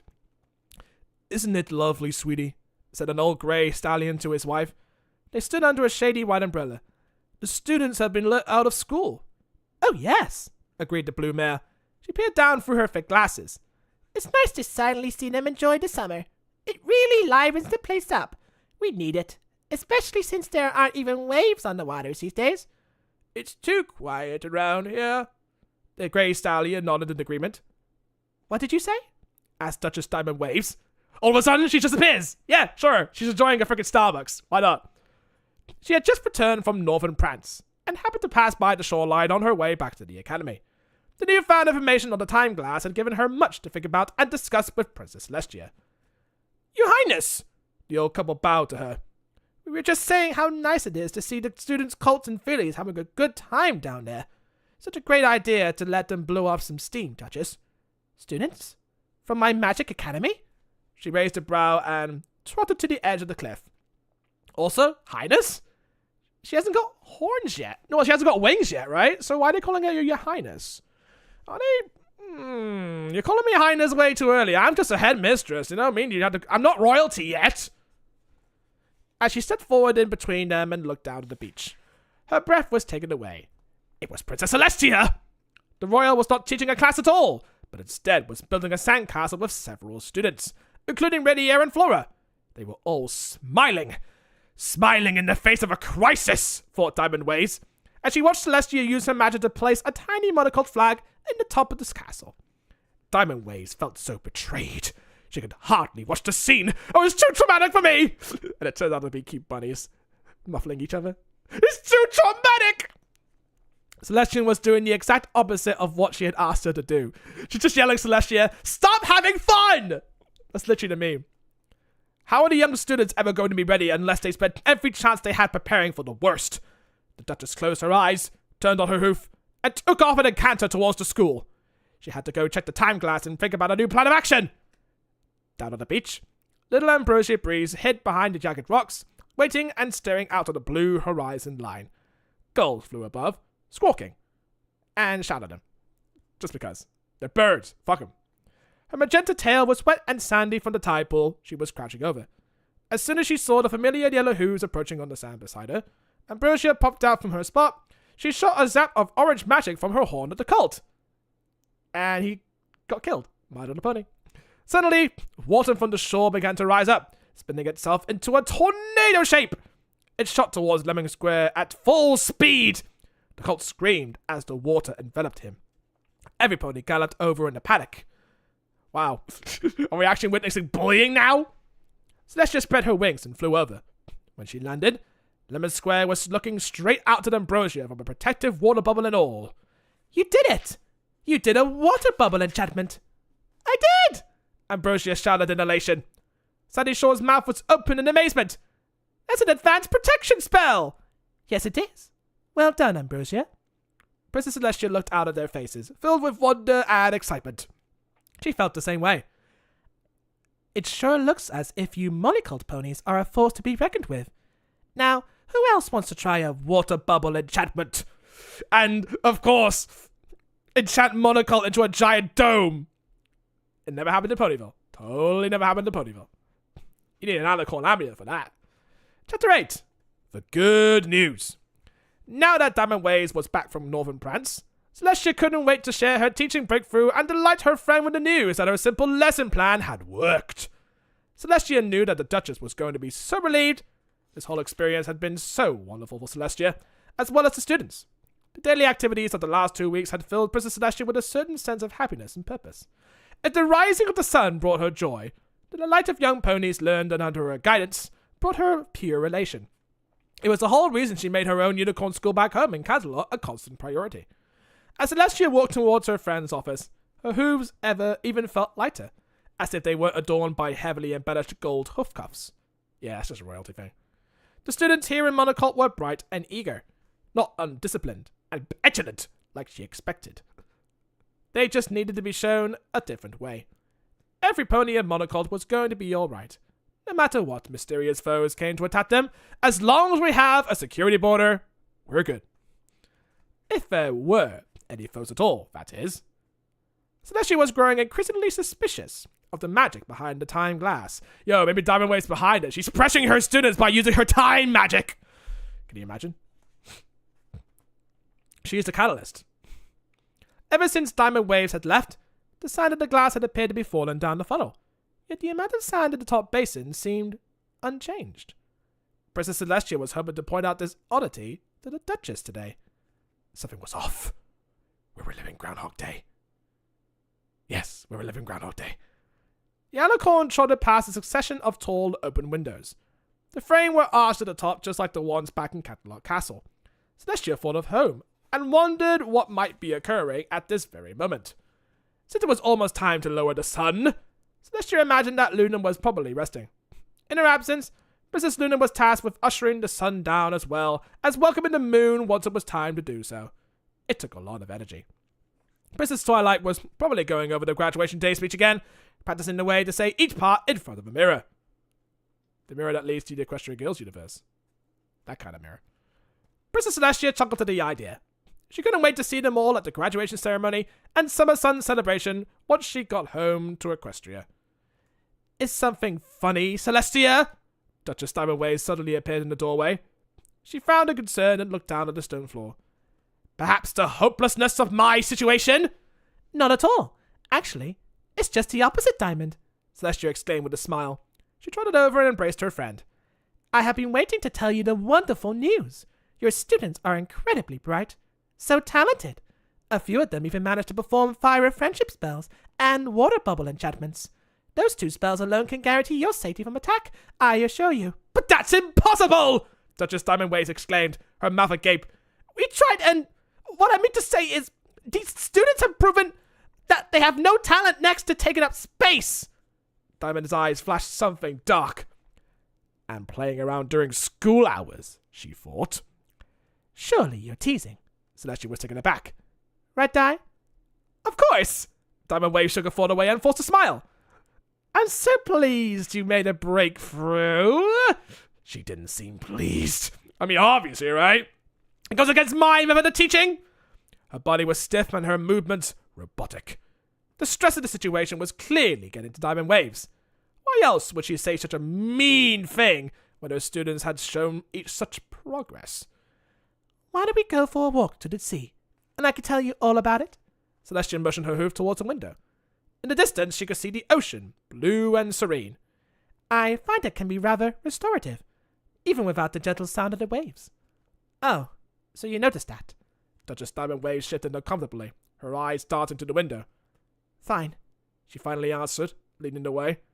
Just don't try to make me build a sandcastle. Oh, girl, you know I will. How big can your sandcastle be?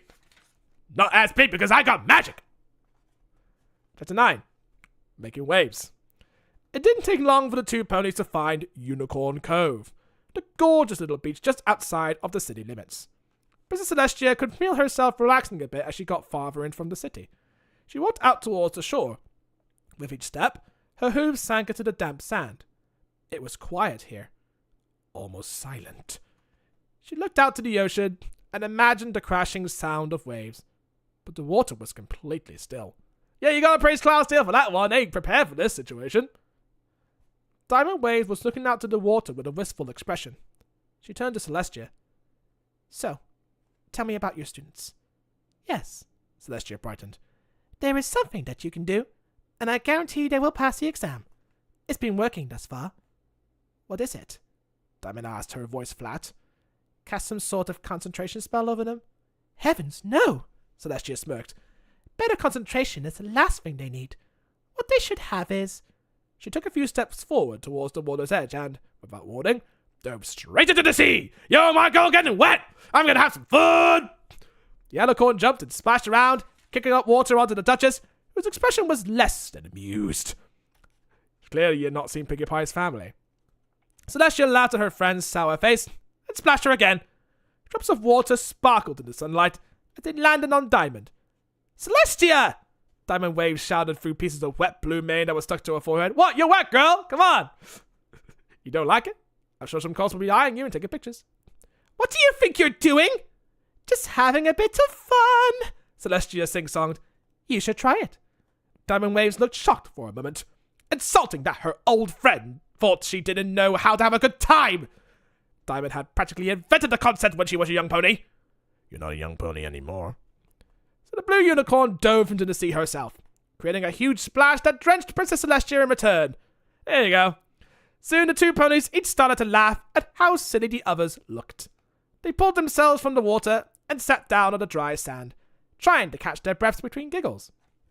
Diamond Waves exhaled deeply and looked up to the orange-colored sky. So sunset's brewing. The sun was setting.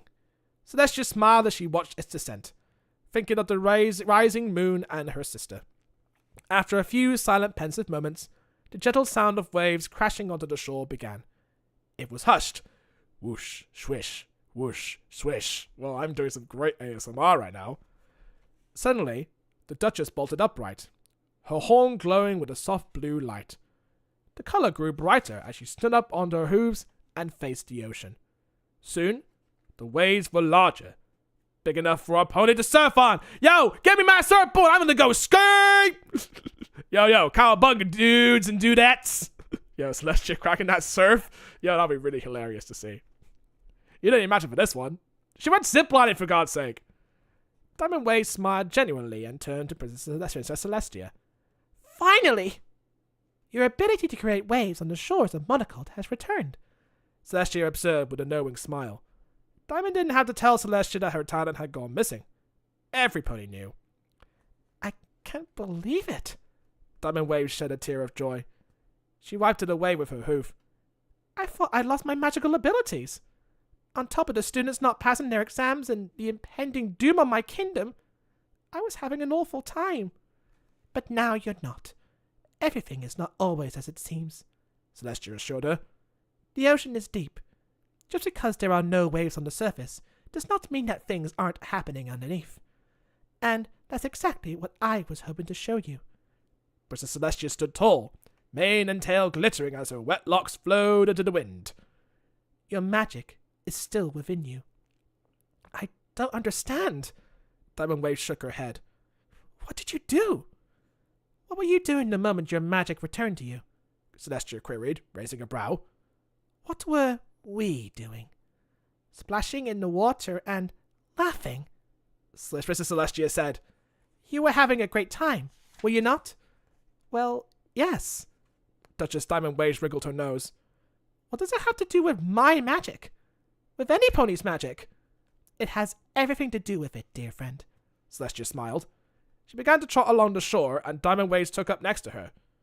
The problem that you've been having with yourself, with your talent of making waves in the ocean, is the exact same reason your students cannot complete their spells. You're being too hard on them. They need to relax.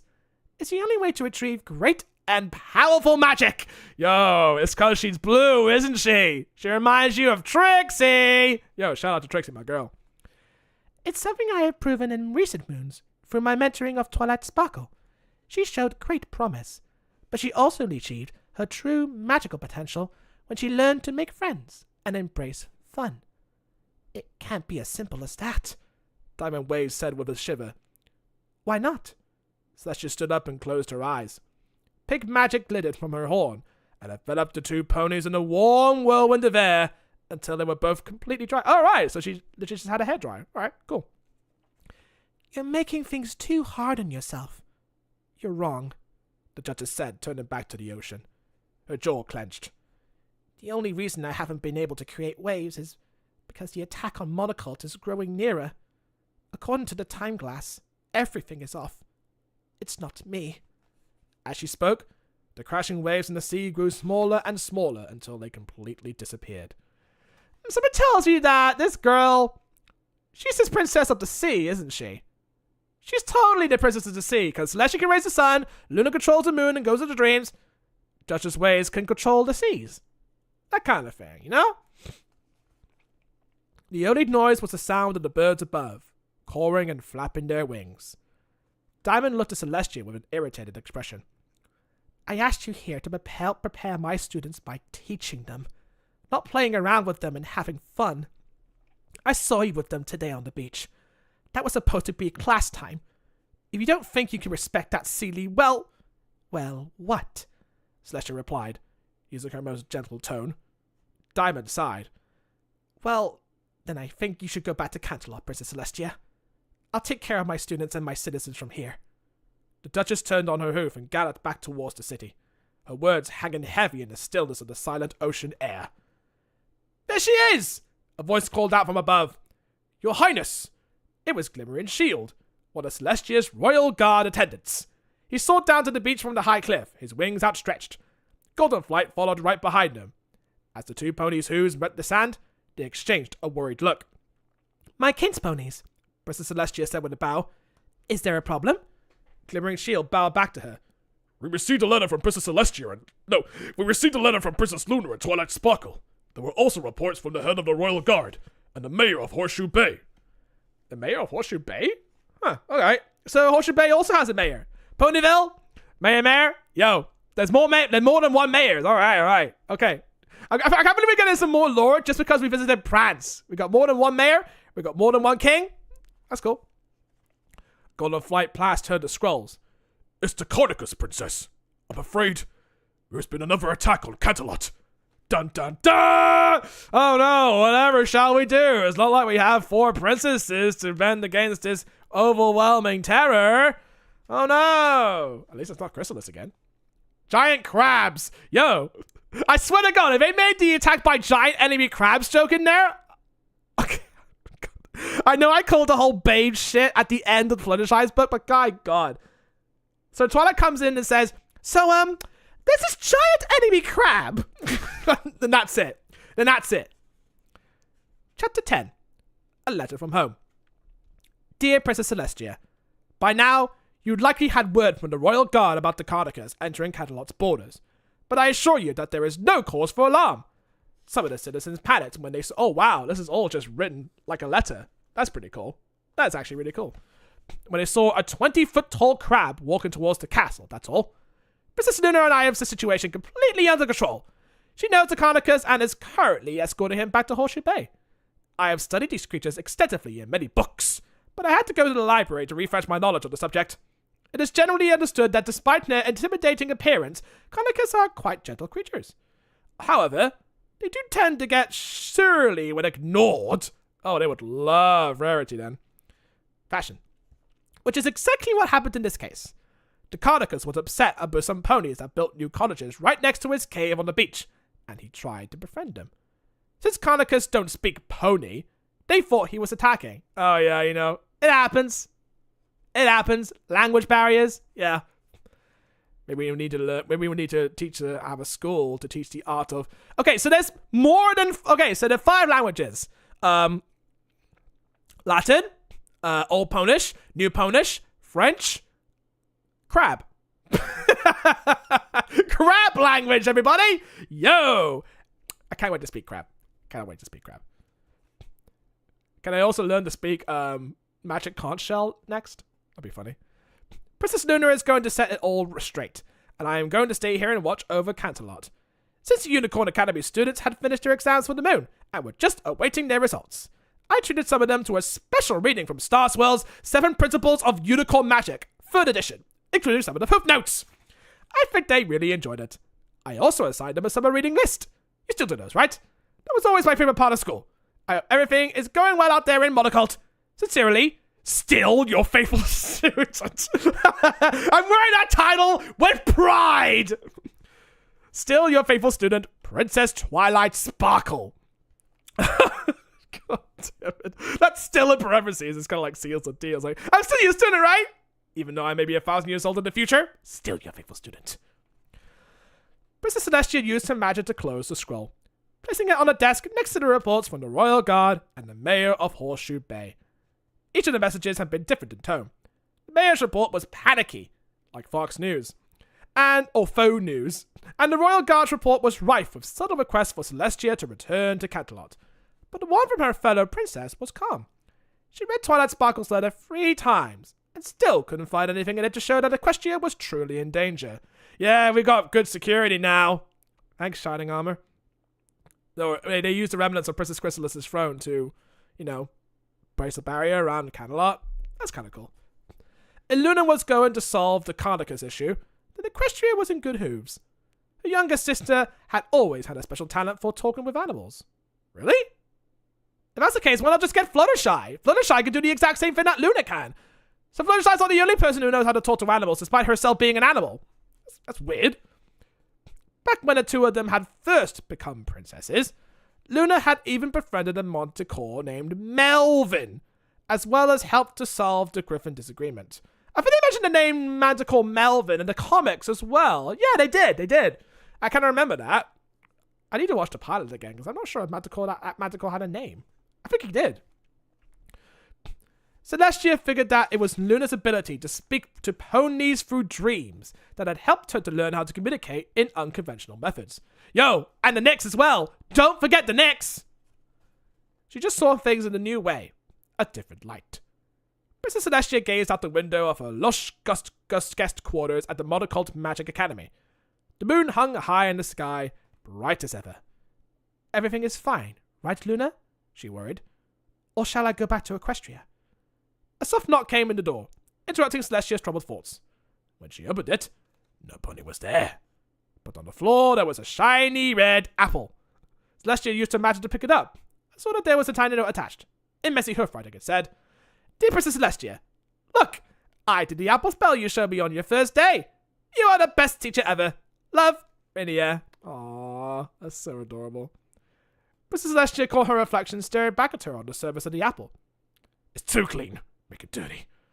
She hadn't even realized she was smiling so wide. That settled it. There were still lessons being learned here in Monocult, and she was going to be the one to teach them. Cadalot could wait just a little longer. 10 years later. No, 10 moons later. Come on. Chapter 11. Nighttime glass. I'm going to smash you with a hammer. Bring it out. Now time has been non-existent. Oh shit, we're back in the year 3000. Shit.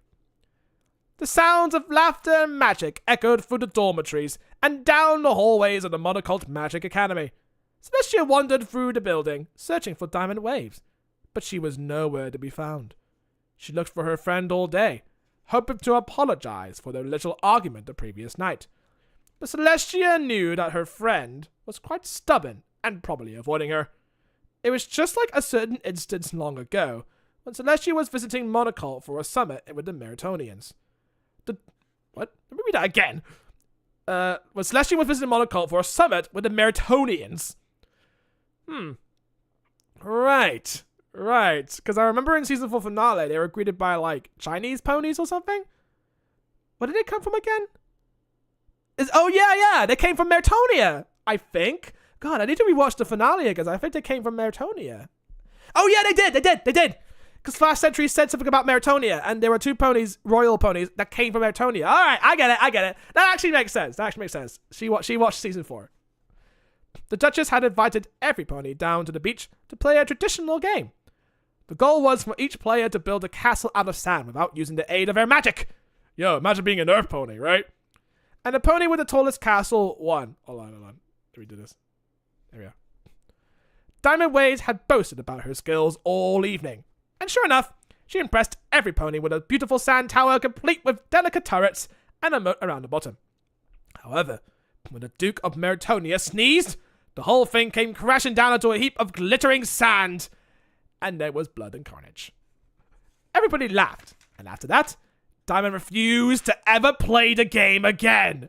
Yo, get her to play Trivia Trop. That's a lot more fun. At least you don't have to build a sandcastle. Just answer questions about sandcastles.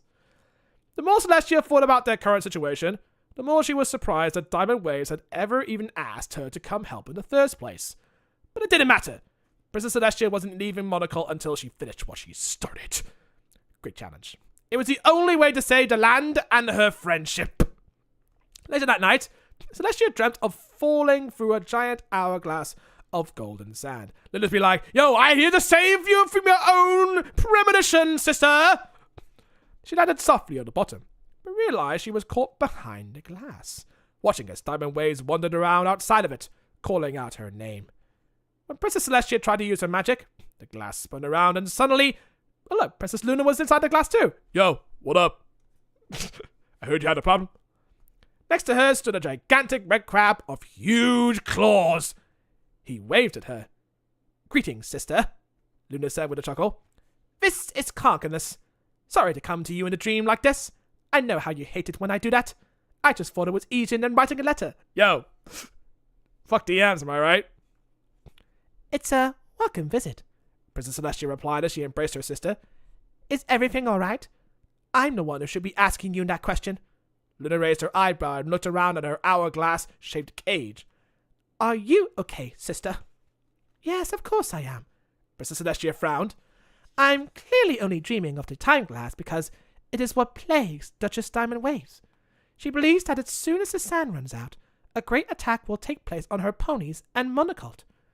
This wouldn't be the same time glass that King Nautilus had, would it? Luna said. She placed her hoof on the glass wall and looked at the engravings on the outside. The one that was a gift from the Griffin King. Oh yeah, I completely forgot about the Griffin King. What was his name? King Grover? Yeah, King Grover. I forgot. Oh my god, there's more than one king. There's 5 kings. Yeah. That's great. All right, I completely forgot about that episode. It very well could be, Princess Celestia replied. Outside, she could still see the dream version of Diamond Waves in distress. What do you know about this artifact? Luna smiled knowingly. The sands of time will never run their course on it. It flows forever. So I was a big fan of Prince of Persia. What would be the purpose of that, little sister? Celestia asked. It was a training tool designed to keep their Griffin Royal Guard ready to protect the kingdom at all times, Luna continued. It's clever. The Griffins realized that a guard at the ready was kept on his claws more than one who believed his kingdom to be safe. Thus, the illusion of an imminent attack. I need to read that again. Oh, it's a training tool? Alright, so it's just there to keep the Royal Battalion at bay. Instead of like sitting down in a chair and snoring themselves to sleep to a security camera all day. The time glass is there like, yo, you keep watch on it. If it runs out, you're dying. Celestia nodded, adding up the parts. Diamond Waves must have misinterpreted the meaning of her father's gift of the time glass and read it as her duty and destiny. Does this mean your work here in Monocult is finished? Luna asked. Her face was hopeful, yet tired. Now that you know the ponies will be safe? No. Princess Celestia looked back and forth through the Cardicus to Luna. There's only one way to show Diamond Waves that every pony here is truly safe. Bring in the Royal Guards! We shall make ourselves a security system. And that is to stage a fake attack. Celestia trotted over to the giant crab. Once the Duchess sees that her students can handle a dangerous situation on their own, it will prove to her that they are ready for her to let them go.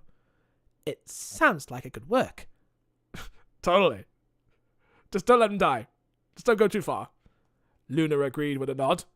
Her blue mane sparkled beautifully against the swirling sand. What do you have in mind? Celestia gestured to the Cardicus. I don't suppose you know any gigantic creatures who owe you a favor, do you? The two sisters shared a smile, and then Princess Celestia woke up. I have a plan! She yelled at herself. Oh, don't mind me, landlords. Janitors, I'm off to do my bidding. Chapter 12. Failed exams. Yo, this is the real type of exam. This is the Goblet of Fire. That's the real exam. Did you put your name in the Goblet of Fire, Harry? Dumbledore asked calmly. The next morning, Princess Celestia entered the classroom to begin her lessons for the day. But there was no pony there. Her mind felt hazy, and she wondered for a moment if she was still dreaming. No, not dreaming. She touched her hoof to her face and felt the coolness of her hoof. Nah, I want to go with a hit. That'd be really funny. A lot more funnier. It was definitely morning, and this was really happening. Perhaps the students were running late. She took a seat on the desk at the front of the room to wait for them and gather her thoughts. Princess Celestia didn't usually like it when Luna appeared in her dreams. Well, neither did Barrel Pop, Thistle Pop, Berry Twist, but... Consent laws, what are they? In dreams. It's gotta be a loophole. As it felt invasive for some ponies too close to her to be able to explore her subconscious mind. Deal with it. But the dream she had this time was productive. She had always suspected that there was something off about the time glass, and now she understood why. Soon Duchess Diamond Waves would as well. Try it again, Princess Celestia heard her faint voice say. She stood up and followed the sound, which grew louder as she approached the main hall. Every pony, let's focus a little more, okay? It was the voice of Duchess Diamond Waves. Her blue mane and yellow coat shone right across the dark hall. She was pacing back and forth in front of the students, who were all lined up in a perfect row against the wall facing her. in the middle of the room with a large tub of water. Ambrosia Breeze stood next to it, looking down at the ground. She seemed dejected. Come on, Ambrosia Breeze, Diamond Waves encouraged. Every pony says they saw you do it. I just want to see too. Oh, she's just forcing them to prove that she can actually do it. But you can't force them to do it. They just magically do it because they had fun. That kind of thing. The Duchess held up a clipboard and a quill and stared down at young Finny. As soon as you show me the water bubble enchantment, you'll be done. Ambrosia sat shifted back and forth from hoof to hoof. She looked at her classmates in a panic. I can't. Look, students, I didn't want to scare you, but I think you should know that I'm leaving soon. Princess Celestia interrupted, trotting into the room. And I shall have to say goodbye. You will? Renier whimpered. Princess Celestia, please don't go! Cried Sandy Shaw. But what about the party on the beach we were planning? Flora squeaked, flipping her teal mane away from her sad, sweet lavender face. I already made hats! Applejack's like, just takes him. Princess Celestia looked at her friend's face. What do you say, die? Diamond Waves looked like she couldn't hold on to her stress any longer. She threw her hooves up to surrender. Oh, of course, a real Prancian. Fine, students. Go and have your party on the beach with Princess Celestia. Diamond Waves used her magic to clean up the basin of water. We weren't making progress anyway. It's no use! Turning into silver all of a sudden. Well, thank you, mistress! The students lit up. So cool! They cantered back to their rooms to get their beach items. All except for Flora, who was already retrieving her elaborate hoof-made party hats. Sure, Diamond Waves replied, cracking a faint smile. Have fun. She took a look around the empty room. It looked even bigger with all the furniture pushed to the sides like it had been for the test. The Duchess sighed, her face showing signs of defeat. She lost hope. Are you coming? Princess Celestia asked. She used her magic to set all the tables and chairs straight with one jolt. Down to the beach? And get that peach. No. Diamond Waves shook her head, overcome with emotion. I have to go to my quarters and reread the prophecy. Maybe there's a clue I'm missing that could predict when exactly the attack is going to happen. Then I'll know how to prepare. Celestia trotted over to her friend and hugged her. Relax, and come with me. This will be over soon. How do you know that? Diamond Waves asked. Have you seen the time glass today? Celestia raised her brows in mock terror. The sands have near run out, Diamond. It is time to meet your destiny. Hurry up. It's waiting. Chapter 13. Attack on Monocle. Oh, it's gonna happen. Oh, what's gonna happen? There is an Attack on Titan reference in the comics, but I don't know about the show. I really don't know about the show, but we'll have to wait and see. The two tall ponies tore through the streets of Monocult, past the stockyards, and towards the wooden steps to the beachfront. Celestia led the way, clearing the busy tourist traffic. Yes, disperse, for I am gracing my presence with your foul, benevolent cropulation. Set aside. When they reached the cliffside, Princess Celestia finally took off, spreading her vast wings. Yo. She soared through the air alongside the seagulls and landed on the soft sand right into the middle of the party. The Duchess arrived a moment later, slightly frazzled and out of breath. She looked around the beach, expectantly. The students were practically the only ponies in sight. What took you ponies so long? Ambrosia Breeze, who was wearing a crown that looked just like Celestia's, giggled. It was gold with 3 points and a large purple jewel in the center. We've been waiting to start the castle game. The castle game? Duchess Diamond Waves asked. We built stand castles, Renier explained. He was wearing a black top hat. Yo, fancy pony over here. Oh, you wish. Where's your monocle? No magic allowed. Just hoof power. Hoof power! Not even horsepower. Nah, hoof power. The pony with the highest tower wins. I know this game. Diamond shook her head as she met eyes with Celestia. Princess Celestia and I used to play it when we were younger. You did?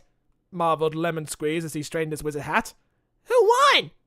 That's not important, Princess Celestia insisted. Her mane and tail flowed into a nearby sandcastle. What's important is that we had fun. Celestia always won. Diamond Waves interrupted. Oh, jealous? You jealous? Get good. Turning towards the students at the back of the cliff, her body framed by the blue ocean. Her voice suddenly grew serious. In fact, Celestia has always known better about everything. And why shouldn't she? She's 1,000 moons old! The Duchess began to smile as the realization hit her. Seely, what if you were right about me not having to worry? There might be no attack at all. Attack? Sandy Shore asked, scratching his short white mane. Like that gigantic crab emerging from the ocean just now? Rora squeaked. She pointed her hoof to the water. Everybody stared at her blankly. Snap! Snap! The sound of 2 giant claws sounded out across the beach. Watch out, there's a giant enemy crab! Run for your lives, Ridge Racer! The ponies spun around and were met with the sight of a massive red crab that was more than 20 feet tall! A carnicus! No, a carcanus! Duchess Diamond Waves shrieked in a mixture of horror and delight at being right all along. The prophecy has come true. Nobody believes me! She looked to Princess Celestia for guidance, but the royal pony had disappeared. Yo, best of luck, girl. I'm just gonna sit in the sides eating some popcorn. Yeah, this is fun. Eat him. Diamond Waves did what any good teacher would do. She stood tall in front of her students, shielding them from the terrifying beast that was advancing towards them at an alarming rate of speed. Then she focused her eyes and closed her magic. Closed her eyes. No, focused her magic and closed her eyes. I read that wrong. Suddenly, the waves began to crash. Of course, she is the princess of the sea after all. With each splash upon the shore, the crab slowed down, getting swept up in the surf. But it wasn't enough to stop him. Ambrosia Breeze looked at her friends, her fellow students. She met eyes with Sandy Shore and Rainy Air. Flora followed close behind with Lemon Square. The others were not far behind. The young ponies formed a semicircle around the carcanus, remaining calm. Then something incredible happened. Diamond Waves opened her eyes just in time to see her students performing the most perfect group water bubble enchantment she ever seen in her life. They shot her horns into water, created several small tornadoes. Yo, big giant enemy crab is blasting off again. As their magic joined, the tornadoes grew and grew until finally they were one large cylinder of sea. The water surged forward, surrounding the vicious-looking crab and encased him in a spherical water cage. And suddenly there's a random witch there. He was unharmed, but contained. Duchess Diamond Waves was shocked at how quickly the attack had been controlled. There had been a real monstrous threat to the city, just as she'd always feared. But now Mothercup was safe, and it was all thanks to her fearless young students. Yo, kids saving an adult's life. Imagine, right? Princess Celestia had taught them everything they needed to know after all. Suddenly, Diamond was searching to remember why she'd ever doubted her in the first place. Yo, I lived 1,000 moons. You know I know some real shit happened. I've seen worlds collide. I've seen people crumble. I've seen buildings terrorized. I've seen wars, famine, and race wars. I've seen everything. And you doubt me, girl? Surely you have lack of experience. Chapter 14. Wave goodbye. Alright, so that's a loud chapter, okay. As Princess Celestia stepped into her carriage, she felt a sense of pride. The faces of the young Magic Academy graduates stared back at her in admiration and sadness at her departure from their fair city. The ponies waved at her, shouting well wishes for her journey back to Canterlot and hopes for her to return to visit soon. She never did. Princess Celestia had accomplished what she sought out to do in Monacolt by helping her friends see some new ways of looking at learning, and had learned a few lessons of her own. As Duchess Diamond Waves trotted up to the carriage, her mane and tail were moving and glittering, even though there was no breeze in the air. Yo, now she's a princess, I guess. I guess she just made her an alicorn off screen. The golden band across her forehead glistened in the sunlight as she smiled and hugged Celestia. She looked like her old self again. Thank you for everything, princess. She leaned forward and whispered into Celestia's ear. Especially that letter where you explained everything. It makes the victory a little less sweet, but it makes a whole lot more sense. Princess Celestia laughed. I hope you're not too upset with me for setting everything up with Luna. Not at all, Diamond Waves admitted. It was perfect. Actually, I was thinking we can make this a yearly thing. Maybe use it as a test on the new class of ponies. It sounds like a lot of fun, Celestia said, raising an eyebrow. Doesn't it, Diamond Waves? I don't know about that. The Duchess made a serious face and put her hoof up to her chin. Finally, she laughed. Only joking! It sounds like a total blast! Princess Celestia could hear the laughter of the young graduates as she took off into the pink and orange sky towards the prettiest sunset she'd ever seen. Okay, alright, that's the end. My Little Pony. That's the end of the book, where Princess Celestia goes to see another land called Prance and Monocle for strange reasons. Yeah, alright. All because of a fucking time glass. You know, probably one of the only solutions would be is to just destroy the time glass. Shatter their expectations, stuff like that. But nah, Princess Celestia's like, yo, I'm gonna take the troll route. I'm gonna mess with Duchess, because that's what I do. Oh, and not to mention, they actually address Diamond Waves as Highness, assuming that she's already a princess, right? But the thing is, in order to be a princess, you've got to become an alicorn, right? So they're already addressing her as royalty, even though she's just a headmistress of a school. Oh, wait a minute. I need to read that bit again. Maybe they're addressing your highness, as in Princess Celestia off the side. I was actually going to think that Celestia might actually turn her into an alicorn. That'd be pretty funny to see. But, yo, we got to explore a new land, a bit more lore. That's actually a lot of fun. It got a little bit serious, actually, which is kind of nice. They had like a deep conversation on the beach. And the indication that Diamond Waves is actually like a future princess of the sea, because she can use her magic to control the sea waves and ripples and stuff. So one might say she could be a hidden princess of the sea and stuff like that. So that's not a bad aspect to look at that. I mean, we kind of need more princesses around this place anyway. Come on, we're going to face against danger somewhat. We need more princesses. That's kind of cool. I actually like that book. It delved deep into like Princess Celestia, but I still haven't got a lot more lore out of the princesses. But we got to explore new lands, and that's kind of cool. That's really cool. All right, last book. Finally, the last freaking book I have to read. Princess Luna and the Winter Moon Festival. I am done with this Octology. Honestly, it has been a long ride. It has been a long ride reading these books, and I think the Rarity one is still my favorite because of Best Pony. It's still the best pony. But with the princesses, you get a little bit more lore about like future lands and stuff. I mean, the most lore I got out of Princess Cadence is that how she became Alicorn in the first place, which is kind of interesting. That's the kind of lore I was actually expected to be answered, but it's in the book form, so you're gonna have to like buy the books in order to get that bit of lore. But it's not too bad. It's actually not too bad. I do like a bit of that. So what I'm going to do now is I'm going to read Princess Luna and the Winter Moon Festival, which I guess takes place before Winter Wrap Up or after Winter Wrap Up. I'm not sure. But this one says, to Megan, who helped to make my dreams come true. Get it? Because it's Luna, and she invades your dreams, and the next makes dreams. I think one phrase that kind of threw me for the loop was like, where you get to make dreams for as long as history allows.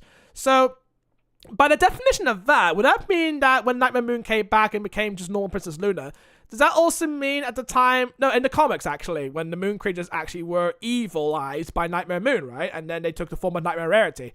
Does that mean the Nyx also stopped creating dreams for ponies at that point? That's what I'm left to theorize, because I don't think they ever established that in the comics, but I'm assuming from that point, the Moon creatures just turned back to normal and they came back to create more dreams for the ponies and something like that? Or is it just that ponies naturally dream without the Nyx creating dreams for them? Because again, for as long as history allows, was it after 1,000 moons? That's what I'm thinking. I don't know. It's still left up to interpretation. There's a lot. I never thought that MLP would go a little bit more deep when it comes to making dreams and shit. Especially Princess Luna. She's like the more mysterious out of all of them, because she gets into ponies' dreams and sorts them out and shit. Princess Celestia, she just does her thing. Like to be a troll and shit. You know, stuff like that. Pretty interesting. I know. I like theorizing this shit. It's a lot of fun. That's why I like doing this. Right. Last one. Could this be like an intermediate res where the Luna storyline takes place in between the Celestia storyline? Because we had that explored like twice in the show. I don't know. I doubt it though. Because there's a Winter Moon Festival. I doubt it's gonna like interweave with the Princess Celestia book. I doubt it though. Because that required to be like previously on My Little Pony Stories of Equestria. Chapter 1. The Glorious Sun. Not the Glorious Moon. 2 types of moon. Darkness covered the spires of the castle and fell over the kingdom. Every corner and curve of the shimmering buildings of Catalot was covered with the sheen of moonlight. Hold on. I need to get a drink for this one. This is going to go deep. I wonder if they actually bring up the Tantibus in this. That's what I'm thinking. It was a subtle beauty, but a comforting one. Normally, the graceful blue alicorn felt perfectly at ease during this hour. But tonight was a different story. Tonight she had social obligations. Oh my, an introvert? Oh, I don't think I can manage that. For Celestia, Princess Luna whispered. reminding herself. She took a deep breath and calmed her nerves and peered around the corner of the castle's back gate. There were hundreds of ponies spilling out on the lawn. Ponies from all over Equestria were here at the capital for Luna's most dreaded night, the Summer Sun Celebration. Yeah, from the pilot. I'm glad they actually changed the name of it because they're trying to leave the past behind them. They changed it to the Festival of the Two Sisters. That's kind of like a nice little development arc for the both princesses, putting the past behind them and moving on with it. Like, again, with the comic, it shows that Pinkie Pie wanted to make a cake that's literally just a giant dildo. Don't pretend. It's literally a giant dick. And it just shows that both princesses are willing to put the past behind them. Something like that. But yeah, in the books, they still fucking joke about it, because whatever. Ponies change. That kind of thing. Every pony in Equestria loved the annual event. It was supposed to be a joyous occasion to celebrate Princess Celestia's triumph over the evil Nightmare Moon. But for Princess Luna, it was a reminder of her past mistakes. Before she used to be Nightmare Moon. Before she transformed back into her true self some moons ago. It was not something she'd like to relive. Luna knew that the Summer Sun celebration had existed prior to her return. But now she was a leader of Equestria once more, and it was her duty to show her face as the guest of honor. The citizens would expect her to smile and wave. Naturally. Making a rare appearance outside of the ones she sometimes made in her dreams. A group of palace guards trotted past. Luna could tell they were searching for her. She could delay no longer. It was time. Luna made her way toward the crowd, filled with a sense of dread. Thou mayest escort me to the celebration stage! Princess Luna bellowed to the guards. Yo, roll a candle on voice right out of the fucking gates! Yo, this book wastes no time. Startled, they whipped their heads around her. No, they whipped their heads toward her, ruffling the blue plumes on their helmets. She cleared her throat, once again surprised by her own voice's volume. Luna lowered her head, and her sparkling blue mane flowed forward. Excuse me. I kindly beg your pardon, officers. At large events, I often use the royal catalog voice. Old habits. Luna voiced a laugh. They smiled back, but she could tell she scared them. Not again, she thought. It's no problem, princess, said Glimmering Shield. Oh, yo, Glimmering Shield, my boy, back again! Yo, he's making more appearances than the other royal guards. Crazy. Follow me. Luna nodded to convey her gratitude, but didn't speak. She didn't want to make any pony else nervous. The way Glimmering Shield kept looking back at her over his shoulder as they trotted to the stage made her feel awkward enough. Even after all this time, social skills were something that didn't come as easily to her as they did to Princess Celestia. As if she could read Luna's mind, Celestia appeared in front of her. Like, yo, what up? You appear in my dreams? I appear for you in reality. In fantasy. Sister, she exclaimed, her eyes sparkling with delight. The tall white alicorn moved towards her, the gold crown atop her head catching the light. Welcome to the celebration. Every pony is very excited to spend time with you this evening. They are? Luna asked, scanning the massive crowd. Yo, HB bars everywhere. Most of the ponies in sight seemed to be staring at Celestia in admiration. They wore blue, green, and purple ribbons in their manes, and waved little flags with a picture of the sun on them. Yo, stance! Just like her sister's famous cutie mark. When their eyes drifted over to Luna, their expressions were a mixture of curious and frightened. Of course, Celestia answered. She gestured at the huge crowd with her gold-plated hoof. Besides, it's one of the only nights where every pony gets to see us together. For some reason, well, except Kabitz. He sees you every single fucking day. For some reason, they are still always surprised when you aren't in attendance at the Grand Galloping Gala. Celestia laughed, and her almond-shaped eyes crinkled at the corners. But I never go, Luna smiled back. Why would I change that now? She always loved hearing Princess Celestia's stories about the gala each moon, but Luna was very glad that her night shift allowed her to decline attendance. It's just a fancy excuse. Fancy dresses and small talk were not her idea of a pleasurable evening. But the story from this moon about Discord bringing the smooze had sounded quite amusing. Right, so this takes place during or after season 5? Alright. Interesting. The chatter of the crowd gathering nearby on Castelot's main square was growing louder with each passing minute. They were getting excited. Soon, it would be time for the morning, and Celestia would break the dawn by raising the sun.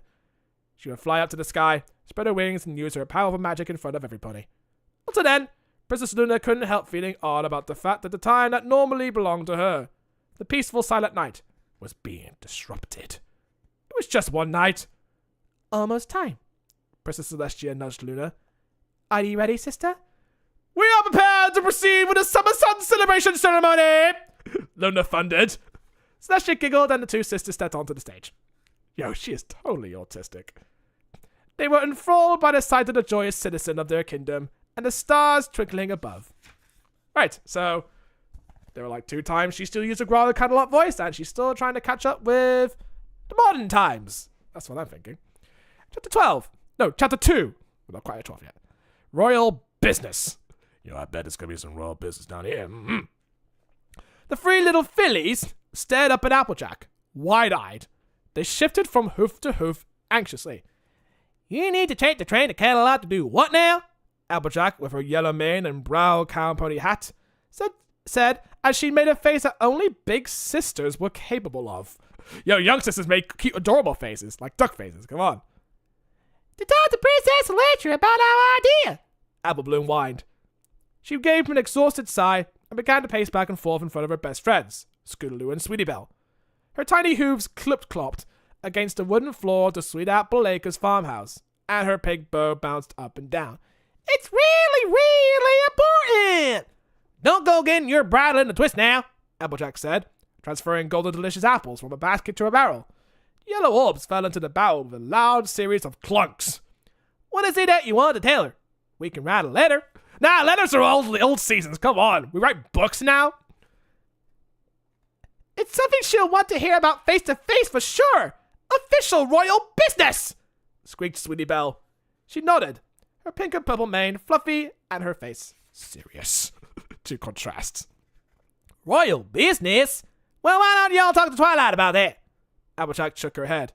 She's right down the street, you know. We can't, the 3 Cutie Mark Crusaders chorused. Did they spell chorused wrong? It's like 2 S's now. I'm pretty sure there's another meaning for that. Looking at one another, they were clearly hiding something. Applejack raised a suspicious brow. And why not? Because she already told us to go to Princess Celestia with this particular thing. Apple Bloom lied. And we can't tell you what it is. Yet, added Scootaloo. We can't tell you yet. Applejack saw their expectant little faces and crumbled. Yo! Trying to give myself some honesty kicks. Little sister usually had that effect on her. All right, fine. But there is no way I'm letting 3 little fiddlies go to Canterlot all by themselves. Wait until season 8. Granny had my neck faster than you could shake an Appleseed maraca at a tree bear. Wow, okay. Come up with a lot of countryisms, Applejack. We thought you might say that. Apple Bloom smiled triumphantly. So we asked Big Mac to chaperone, and he said, Yup. Big Mac interrupted with a smile, poking his head in through the door. The bulky red stallion stepped aside the farmhouse. He was covered in dirt, but looked pretty pleased about it. Yo, it's for Sugar Belle. She wanted me to be this way. Applejack sighed with a chuckle. Go on then, Sugar Cube. Y'all better get washed up and take these youngsters to Canterlot so you can hurry your high back here and finish planting the new field. Woohoo! Squealed Apple Bloom. Meet us at the station in 10 minutes! Shouted Sweetie Belle as the 3 friends zipped out the door. Oh yeah, wasn't this during the point where... Oh yeah, it was the point where they actually got their cutie marks. Yay! Character development. Woo! Now it's time to teach the love of friendship to our ponies. Later. As the friendship express... Look at that. Sailor Moon. Totally Sailor Moon. As the friendship express chugged through Equestria, Sweetie Belle smooshed her face against the window to get a better look at the passing scenery. Fields of green with splashes and color slipped by. Sweetie Belle wondered what it looked like at night. Probably pitch black and scary. It seemed like a good spot for stargazing, though. She made a mental note to consider the spot for a possible party venue. Do you think Princess Luna would be mad at us for going behind her back? Scootaloo wondered aloud to the other 2. She could speak freely since Big Mac was definitely not listening. Totally not listening. No, I'm just... I may be listening, but I'm actually thinking about Sugar Bill. As soon as the train has left the station, he'd fallen asleep. Nobody could hear their conversations over his snores. Yo, Big Mac's a heavy sleeper. Oh, what? I don't know, Replied Apple Bloom. A look of concern flashed across her face. but maybe. When we saw her in Ponyville last night, she did seem a little bit annoyed with us. I don't know why, Sweetie Belle said, turning to them. Planning a special festival for Princess Luna is a brilliant idea. There is a summer sun celebration, so why not a winter party for the moon? Diversity. When it comes to Sweetie Belle, she totally has the best ideas. Totally. The little filly stood up, determination in her eyes. Besides, we are the Cutie Mark Crusaders, and it's our duty to help other ponies appreciate their true selves. Yeah! Shouted Scootaloo and Apple Bloom together. All three ponies bumped their hoo together. Yeah! That's what I'm talking about. Yup. Big Mac added it between snores, causing himself to wake up. Yep. Stuff like that. He looked around in confusion. The fillies turned to one another and giggled.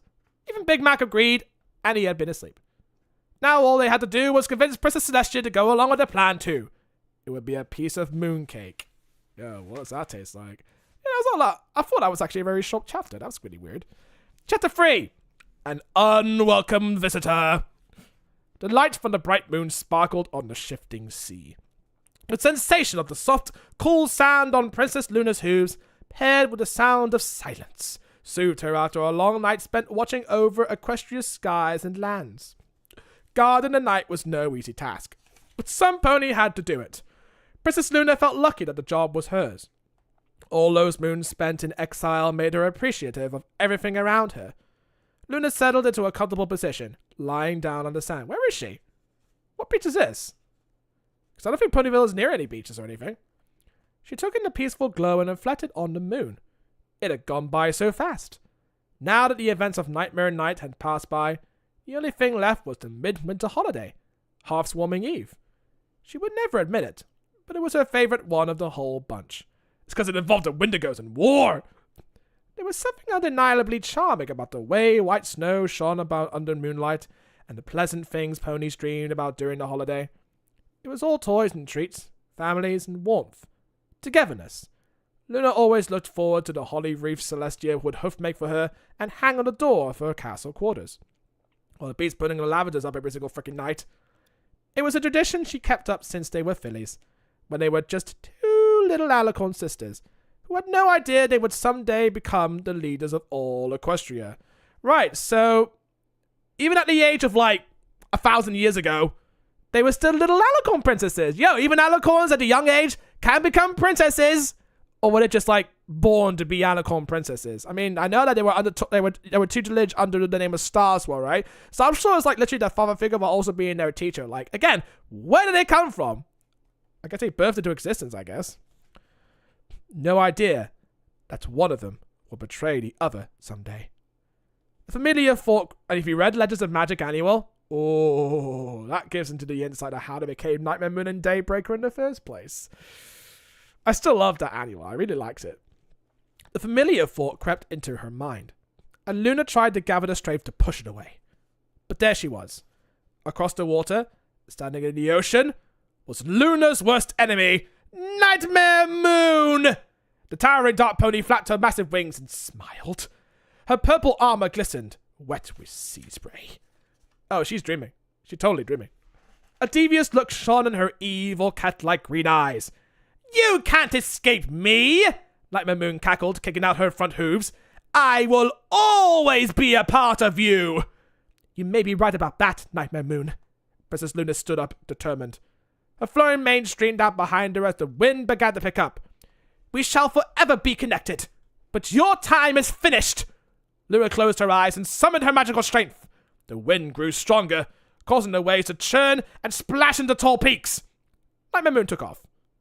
A blast of light flashed across the ground and spread to the sky. The dreamscape began. Oh yeah, she is dreaming. She was dreaming. Whoops. It's like the same kind of dream that the Twilight Sparkle Equestria girls had when she became Midnight Twinkle or something. Yeah, she was fighting against her own evil self when she became evil. All because she created a tablet, I guess.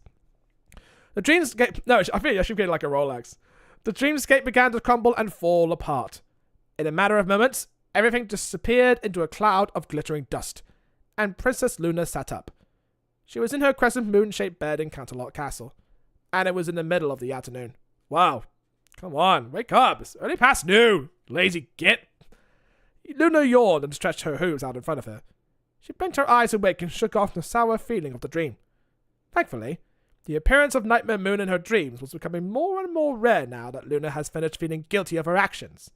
Princess Twilight Sparkle and her friends, Pinkie Pie, Rainbow Dash, Fluttershy, Applejack, Radiant Spike, had helped her overcome those emotions. Yeah, they are. Oh, okay. They actually do bring the Tantipus up. All right, my suspicions are correct. A scary dream creature called Tantipus had threatened both the dream world and Equestria. The more Luna's guilt grew, the stronger the monster had become, and then Big Mac became an alicorn. It was only when the ponies helped Luna realize that she was punishing herself for her past mistakes that the monster had gone. That was a really good episode. It actually was a really great episode. The sound of distant laughter echoed from the courtyard below, drifting up to Luna's balcony and through the open doors. She left her cozy nest of soft dark linen and peered down below. There were 3 little ponies, skipping and giggling. It was the young ones from Ponyville, accompanied by the big stallion. Luna chuckled to herself, even though she was a little annoyed. Those fillies were persistent, if nothing else. I mean, she did invade into their dreams.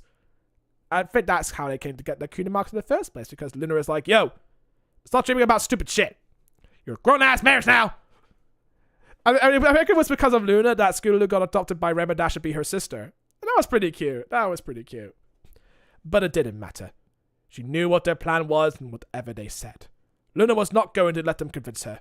Her only goal now was to stay out of the spotlight and in the moonlight. Again, introvert, you know what I'm saying? Chapter 4. Princess in the Shadows. Is it going to rely on the Keymark Crusaders to help her out with something, just like they did with one of the sleepover comics or something? Yeah, they had a sleepover that they were going to cancel, and Celestia had to sort out a war between the Yak and the Griffins. Oh, God. That was a wild issue, because we discovered that there was this little girl whose magic was turning everyone into a skeleton. That was her special talent. Don't ask why. That was a special talent. She was involved in anatomy that day. She got a job at the NHS. X-rays. Princess Luna trotted across the vast quarters, past her star map-covered walls and the glowing dream orbs that hung from the ceiling. She made her way down the winding staircase, spreading her wings out just enough so that she could float down the steps. When she arrived at the set of massive arched double doors that led into the throne room of Canterlot Castle, she heard the chatter of voices. The Cunimar Crusaders were already inside. They were excited, never letting one another finish a full sentence. She paused for a moment. Eavesdropping. Well, they say listening, but I say it's eavesdropping. But Luna didn't enter the hall. She crept to a side entrance, sneaking through a secret door that led to a balcony overlooking the hall. She flew up and landed softly on the glittering stones. Oh, she's doing that thing where she stalks on Twilight during nightmare nights. Ugh. Such a stalker. She stalks into people on Pony's dreams, and she stalks them in reality as well. Like, god damn, Luna. She just wants to hear what she doesn't want to hear people talk about her. Whoa, what a narcissist. As Luna looked over the balcony, she was careful not to let her midnight-colored flowing mane give her away. Yo, bring it down, girl. And there could be a big ceremony where we drape her in a fancy robe. I'm sure Rarity would sew something really pretty. Sweetie Belle took a deep breath and kept talking. With lots of stars on it. Games! We could play all of Princess Luna's favorite games! Scootaloo shouted. Does she like mooncakes? Apple Bloom asked, hopeful. Or maybe moon pies? Piggy, stay! Stay. These all sound like wonderful suggestions for a winter moon festival. Princess Celestia chuckled. I'm definitely interested. The 3 fillies responded with toothy smiles. Princess Celestia stood up and made her way across the room. She paused in front of a stained glass portrait of her sister. And you already asked Princess Luna about it? Celestia asked. Well, Apple Bloom bit her lip. We did ask her. She sort of said no, Scootaloo admitted, looking down at her orange hooves in defeat. I'm not surprised. Princess Celestia further broke. Yo, she's always like this. Come on, you gotta learn to live and learn. But that does present a problem. She motioned for the fillies to come stand beside her. The 4 of them looked at the picture of Luna, as if it would start giving them answers. My sister is not fond of admiration in the same way she once was. Because of when she turned into Nightmare Moon? Asked Sweetie Belle in hushed reverence. Her big green eyes were wide and sparkling. That's part of it, Sweetie Belle, Celestia acknowledged. but it is also another quality in my sister that makes her uneasy around others. It's Luna's nature to seek solace in the places other ponies do not dare go. The alicorn closed her eyes, unnerving a distant memory. Did you know that back when we were young princesses, she was the first pony to discover the mountain dragon colonies and to solve their conflicts with the bat ponies of the western caves? Wow. Whoa. So Luna made history that day. She solved wars. Even back before they only solved their own wars. Before she became Nightmare Moon, that kind of thing. It's alright. That's interesting. I wonder if they've written a book about it. They probably have. Hot diggity! Exclaimed Apple Bloom. I did not. Up above, Luna gasped. My stars. She whispered, caught off guard by the memory. It had been so thrilling to help the mountain dragons and the bat ponies find peace with one another. Yo, she avoided a race war again! Yo, good job, Luna. You avoided another race war! Let's hope we can solve against the Yaks next time. There's always the Yaks that start wars with everyone. God damn.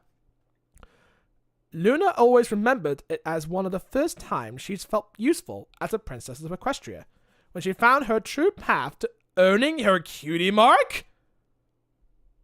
What?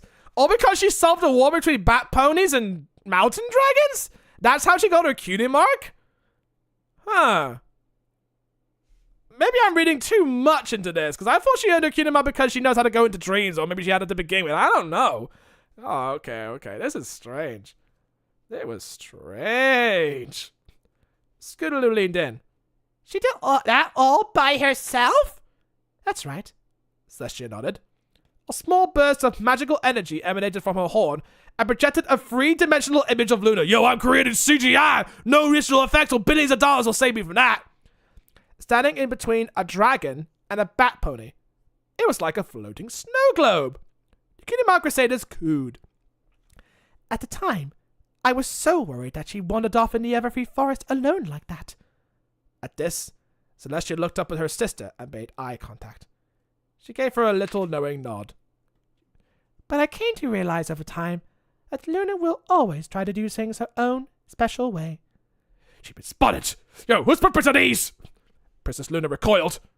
But rather than revealing Luna's presence to the young fillies, Celestia turned her attention back to the conversation. Maybe we can find another way to celebrate Princess Luna. Yo, how about a big giant dick cake? That's what Piggy did. Let's have a look around the castle.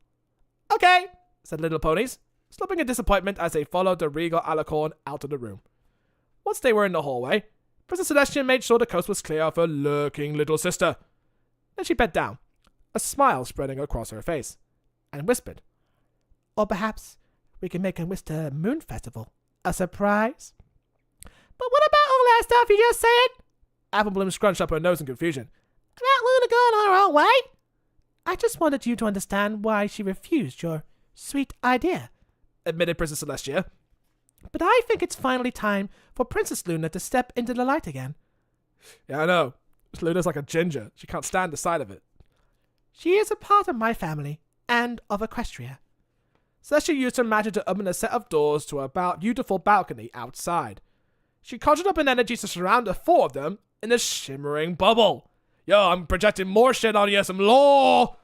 Suddenly, a burst of pretty snowflakes began to fall as the light dimmed. A tiny moon rose above their heads, sparkling. The Cutie Mark Crusaders smiled in wonder. Besides, Celestia reasoned, and motioned to the life-size snow globe they were standing in as if it were all the proof she needed. When is the moon prettier?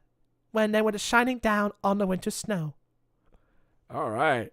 She's literally just showing them the power of lore for her freaking magical prowess. It's great. It's great. It's weird how she was close to getting her Cutie Mark because she resolved a race war. Like way back when there were race wars happening. That's kind of cool. Because I kind of thought she got her Cutie Mark because she knew how to discover how to go to ponies' dreams and stuff like that. That's what I kind of thought. Or maybe they got their Cutie Marks to begin with and stuff like that. But I think they got it when they were like little tiny fillies. Kind of thing. Chapter 5. News from Catalot. The ride back to Ponyville had felt like an eternity for Scootaloo, Sweetie Belle, and Apple Bloom. They were bursting at the seams with excitement since receiving Princess Celestia's blessing. There were going to be a festival of the winter moon to celebrate Princess Celestia, and they were going to help plan it. That was, if Twilight Sparkle and their friends agreed to take charge of the event. It was Princess Celestia's one condition. Yo, you gotta get some parental guardians on your case. You ain't gonna do this alone, girls! Once they arrived back in town, the fillies didn't waste any time. They trotted straight to the castle of... The Castle of Friendship? Oh yeah! Season 5. To deliver the good news. Imagine reading the books and not having knowledge of the show. It's like, wait. Castle of Friendship? When the fuck did that happen? Actually, if you look at season 4 finale, there you can see the erection of the Castle of Friendship via a giant flower pot. They pushed through the heavy castle doors, trotted through the cavernous halls, and found the throne room. And there's a giant map there, but we're not going to know that. Sure enough, the one dragon and 6 ponies, they were hopping to see we all seated in the circle. Spy, Piggy Pie, Twilight, Cycle, Rainbow, G, Rubber Dash, Applejack, and Fluttershy. Each were perched upon their respective throne, identifiable by an image of their cutie mark. But the little ponies didn't notice that something rather intense was happening. Rarity and Applejack were speaking in hushed, serious whispers as they consulted a large map of Equestria laid out in the middle chamber. Piggy Pie furrowed a brow and bit her lip. Fluttershy was on the edge of her seat. Whoa, whispered Scootaloo. are we about to witness you planning some kind of secret mission? Sweetie Belle cleared her throat. Girls, Rarity blushed. What are you doing here? Yeah, Applejack added, standing up. And where's Big Mac? He was supposed to be watching your catalog.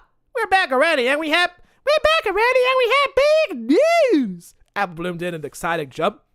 She noticed Twilight and Fluttershy scrambling to gather some little colored pieces shaped like cupcakes. They were putting them away in the box. Hey, what's going on here? Nothing. Applejack stuttered. I mean, something, but it's nothing.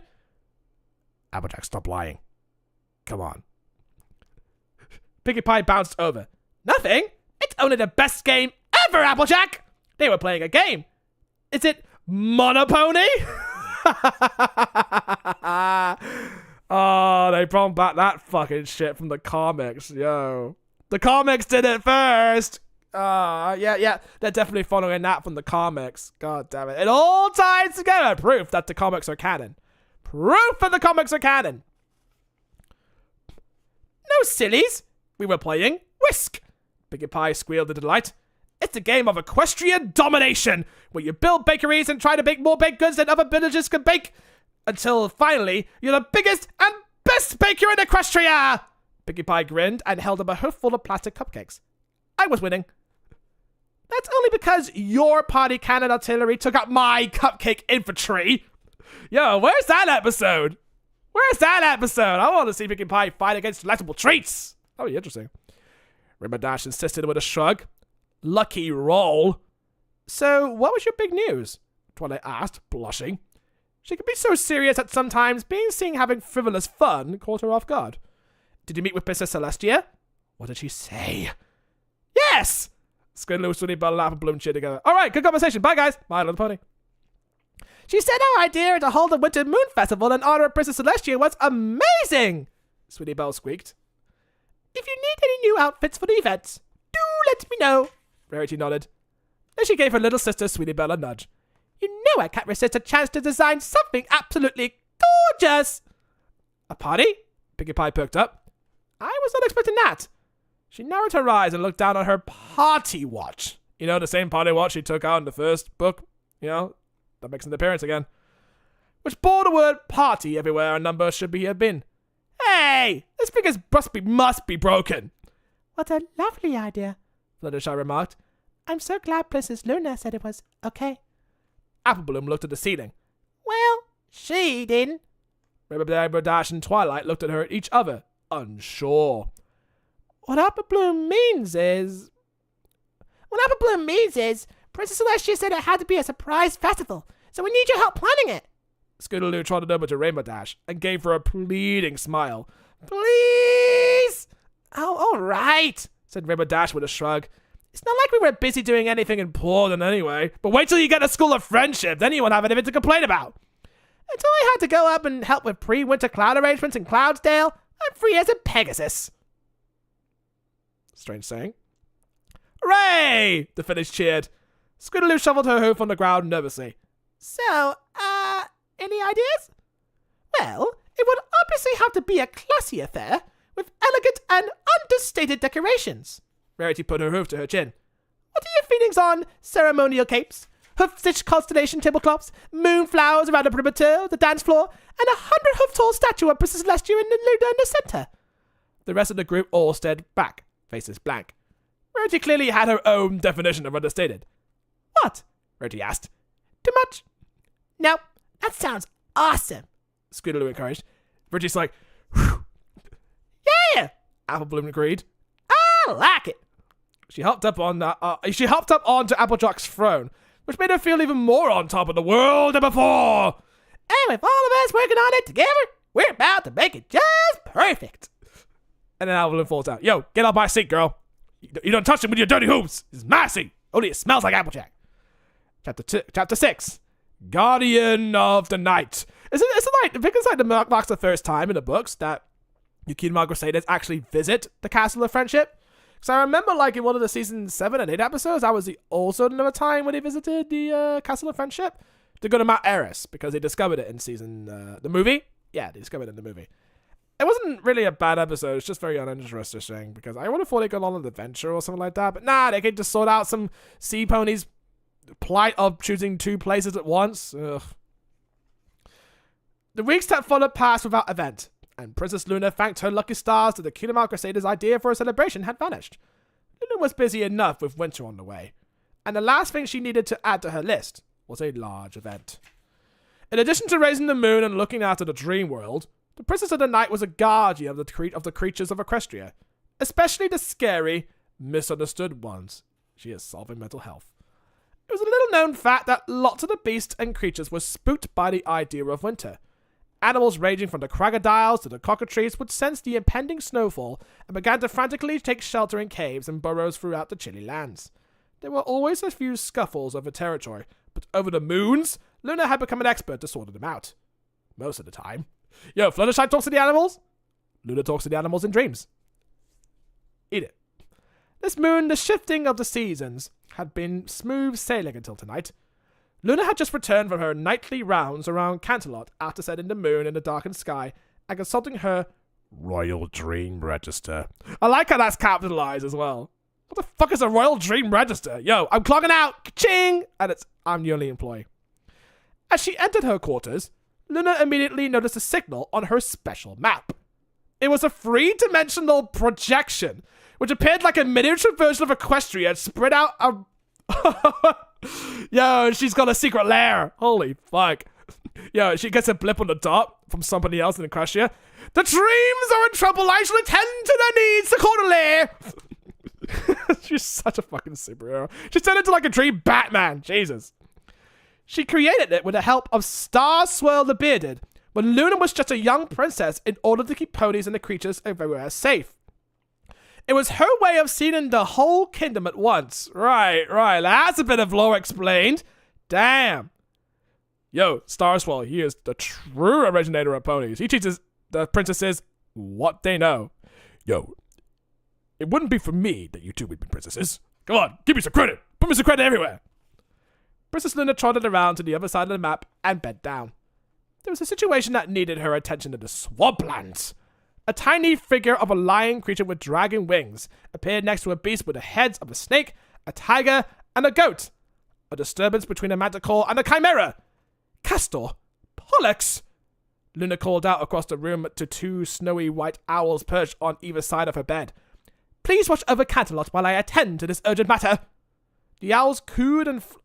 Right, so, she has 2 owls and an opossum. She has 3 pets, and Luna and Celestia only has 1. The owls cooed and flapped their wings in acknowledgement, flying over to their window perches on opposite sides of the tower and setting their yellow eyes on the terrain. Princess Luna nodded her gratitude and trotted over to a cupboard in the corner. She quickly gathered some tools and gave a pet opossum Tiberius! Oh my god! It is actually tying into the fucking comics, and I don't think they mentioned Tiberius in the show, like, ever. This is proof that this ties into the fucking comics. The comics are canon because this book acknowledges that there's an opossum named Tiberius, and it literally had a birthday for Tiberius. Oh my god, the comics are definitely canon. The comics are definitely canon. This book proves it. Oh my god. Did I not just mention Tiberius? She has 3 pets, and again, Celestia only has 1. In your face, bitch! I'm the best princess. Right, I'm spinning over the book. I shouldn't. If someone gets this book from me, it's like, yo, what's this spit on the finger? They must be really excited reading this book. But not in that way. She quickly gathered some tools and gave her pet opossum, Tiberius, a little pat on the head. I shall return soon. Luna took off into the darkness toward the swampland, her saddlebag full of sweet apples and ricotta cheese. The princesses flew through the chilly night air with her beautiful dark wings outspread.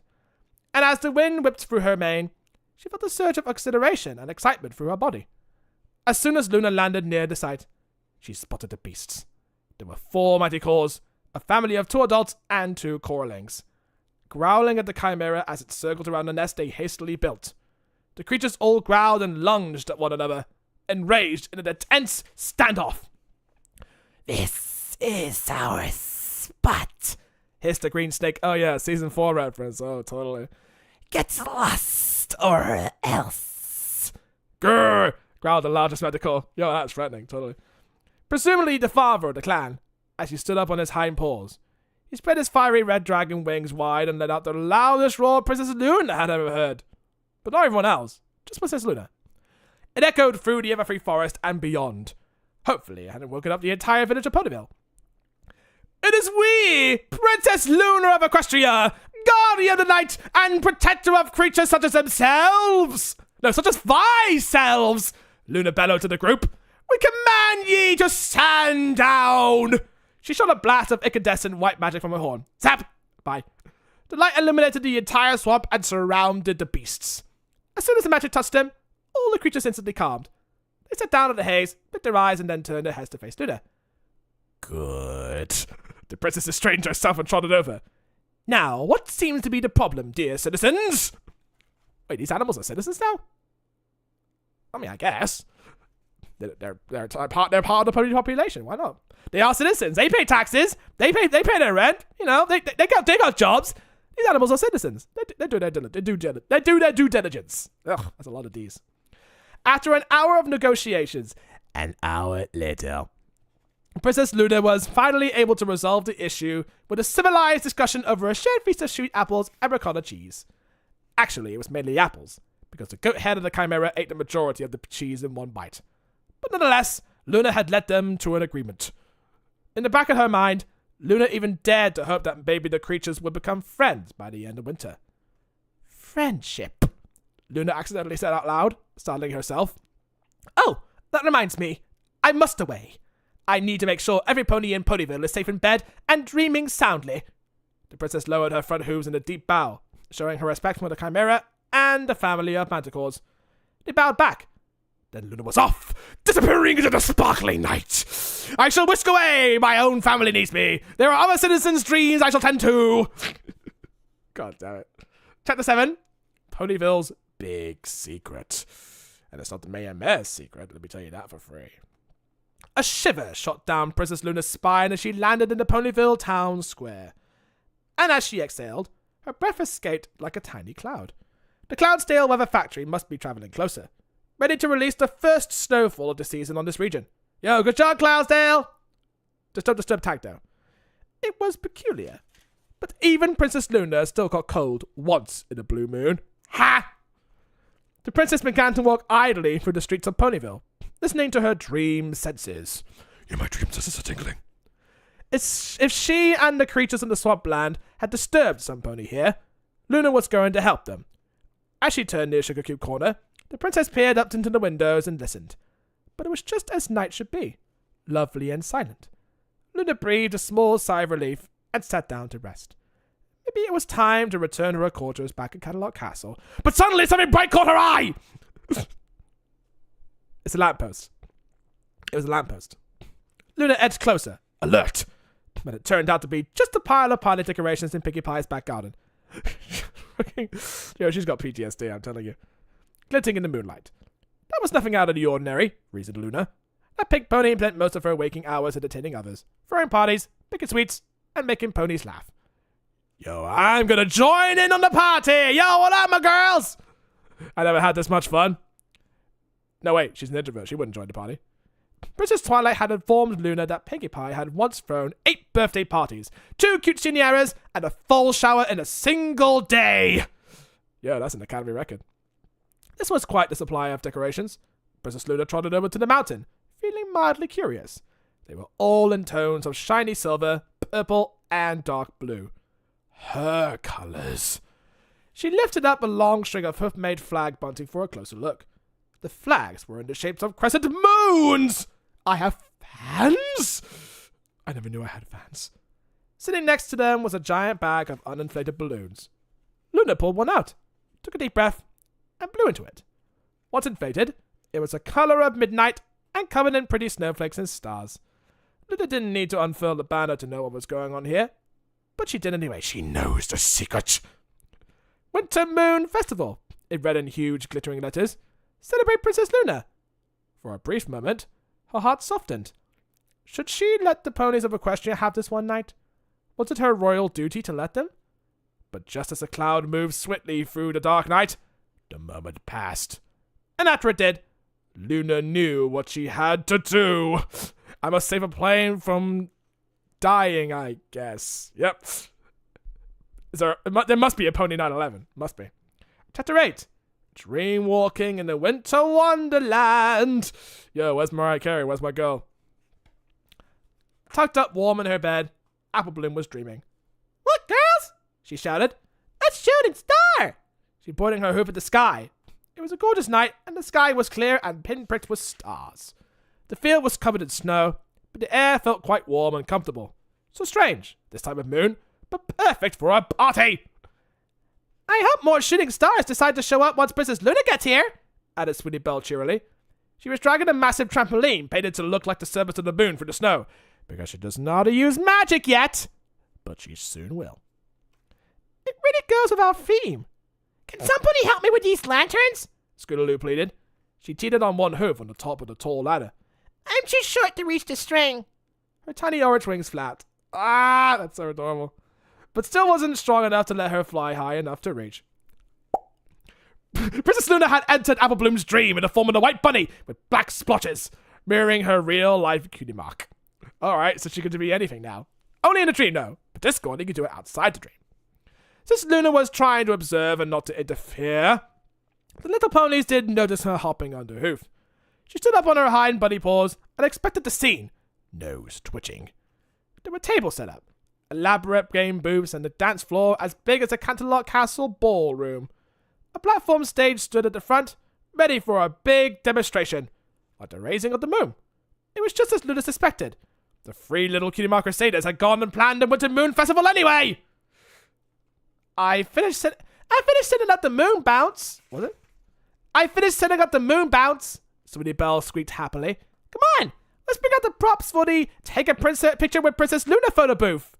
The 3 fillies scrambled toward a big crate and began to pull out hats and fake mustache. Scootaloo put on a beak and started to dance. Squawk! She giggled, clapping her hooves around. Look, I'm a chicken! Yo, we're embodying that meme? That's a season 1 thing, right? We're embodying that meme now, are we? Oh my god. Yeah, again, I think they knew. They definitely knew what they're doing. A photo booth? Props? How humiliating! This festival needs to be stopped now. Princess Luna closed her eyes and readied herself. The trio was so entranced by their own cleverness that they didn't even notice that a few feet behind them, a small bunny was growing to the size of an alicorn. Magic light surrounding her body. Princess Luna emerged as her regal self. I hear you're making fun of me. Princess Luna! Apple Bloom spun around, shocked, her pink bow bouncing. The royal pony bowed her head. Greetings, young fillies! What are you doing here? Apple Bloom yelped. The Winter Moon Festival hasn't started yet. It's supposed to be a surprise. Her face was filled with disappointment. Do you like it? Asked Apple Bloom, motioning to the eyesore around them. We've been working on this all for you. Princess Luna looked around at the setup. There were far too many decorations for her taste, not to mention that everything was overdone, loud, and exactly as if a young filly had designed it. Or three of them, to be precise. Apple, Scootaloo, and Sweetie Belle looked up at her with their large eyes. It is creative. Luna tilted her head to the side, unsure on how else to react. Even though it was only a dream, Princess Luna didn't want to hurt poor Apple Bloom's feelings. Clearly, the young pony was worried about the event. The fact that she wasn't having this dream proved it. Well, phew, that's a relief. Apple Bloom seemed pleased enough. She looked around with a puzzled expression, because remember, dreams influence emotions outside of dreams. I wonder where every pony is, though. It was about to get in here by now. A laugh escaped from Luna as it dawned on her. Apple Bloom didn't realize that she was dreaming! Yo, don't give away the game too soon. Usually when Princess Luna appeared, the dreamer was aware they were being visited in her subconscious. But Apple Bloom was perceiving this exchange as the real event, which meant Princess Luna could alter it to her liking. Yo, so they made it out the point that Princess Luna could actually alter their thoughts in between dreams. Like, yo, she's like fucking Men in Black. Jesus Christ. I thought Celestia was the only Men in Black person around here. Like, god damn. She could make this festival as weird and silly as she wanted through the power of dream suggestion. Then Apple Bloom would think it was her idea. If it was one thing Princess Luna couldn't resist, it was a harmless prank. She couldn't help the sneaky smirk on her face as she trotted over to the stage. Do you mind if I make a few suggestions before the guests arrive? Of course!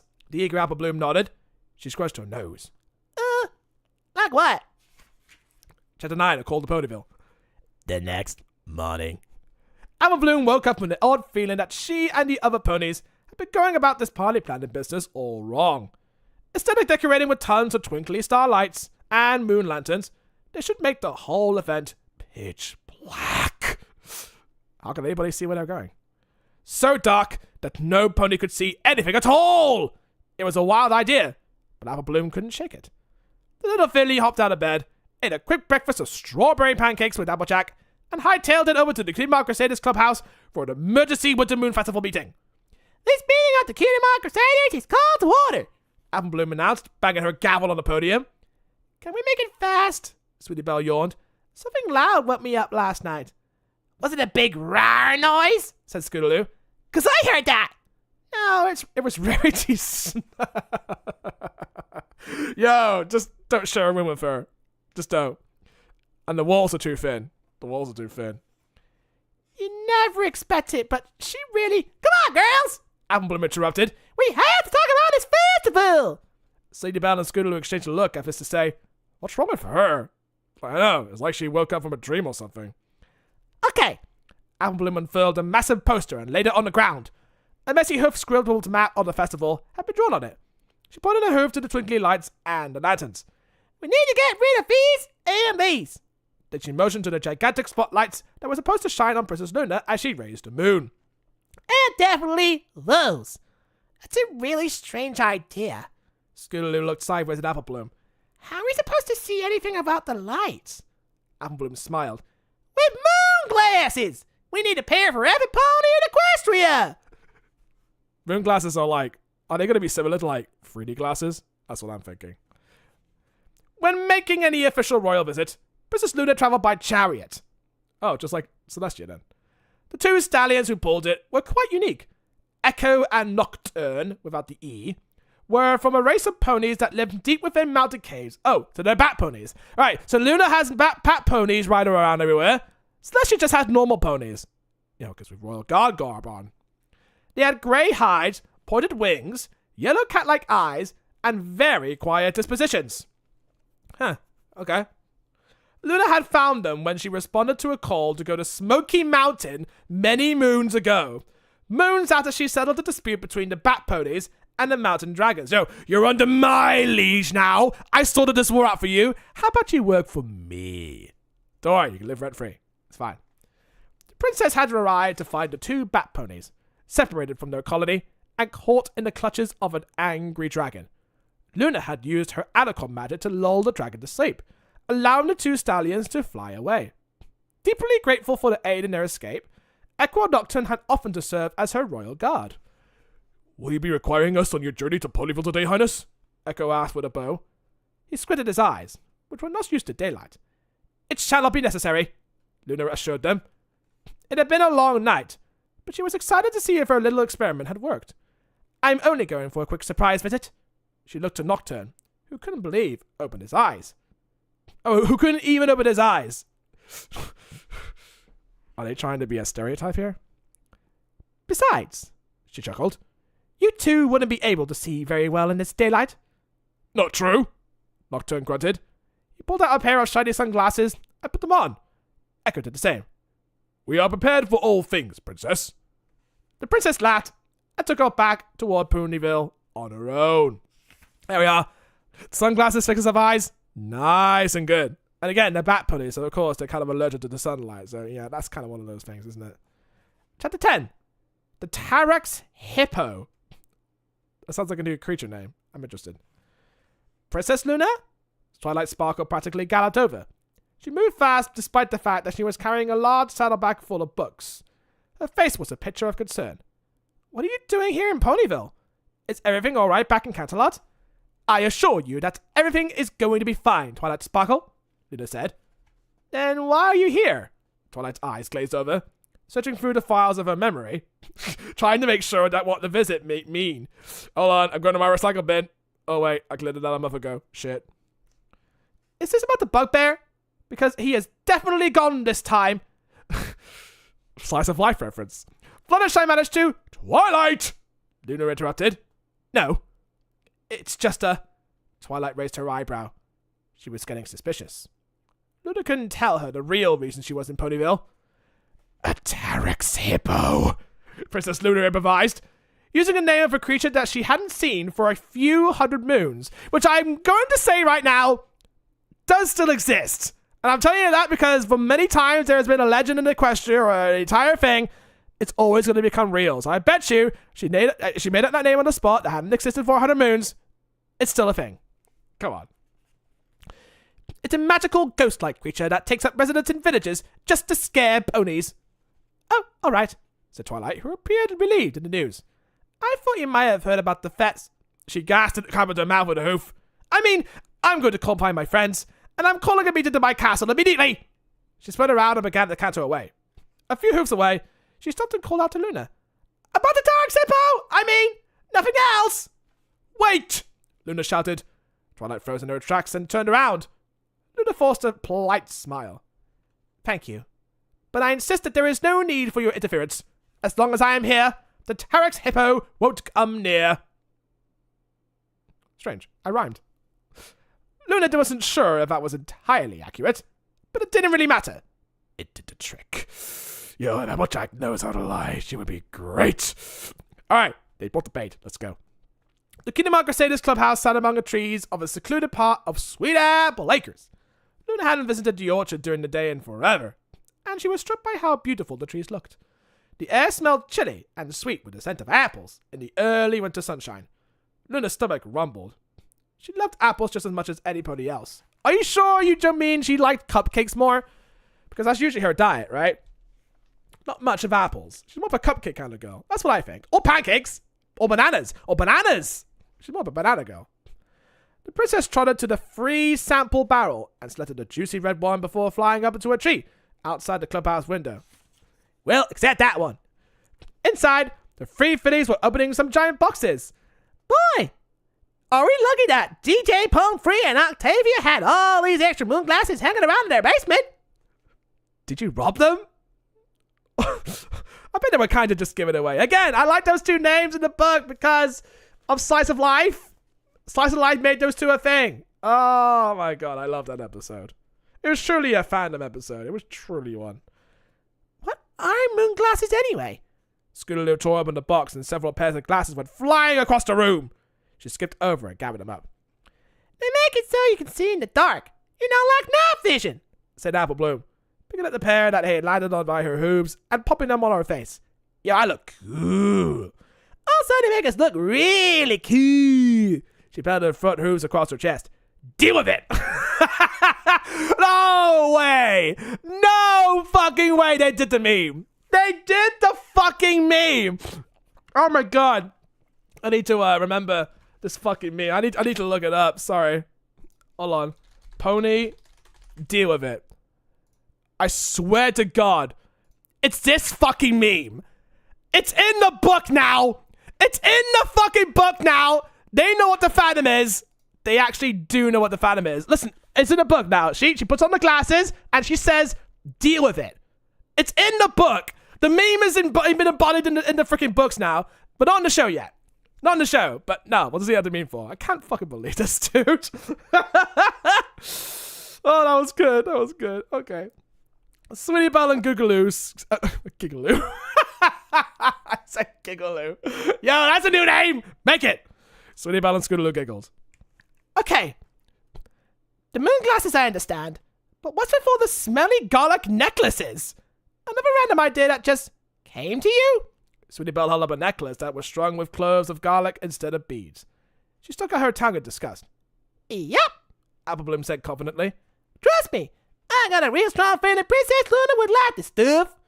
Yeah, I know. She helped out Sweetie Belle by stitching a dolphin on her headdress. She helps it out.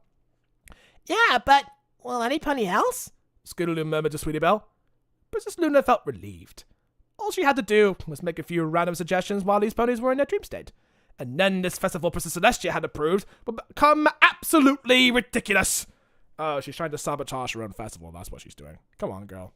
Don't have fun. Get jiggy with it. Do not navigate it. Maybe the whole thing would be so odd that no pony would ever want to have one again. Most ponies already thought Princess Luna was strange. Now the rest of Equestria would too. Princess Luna was satisfied.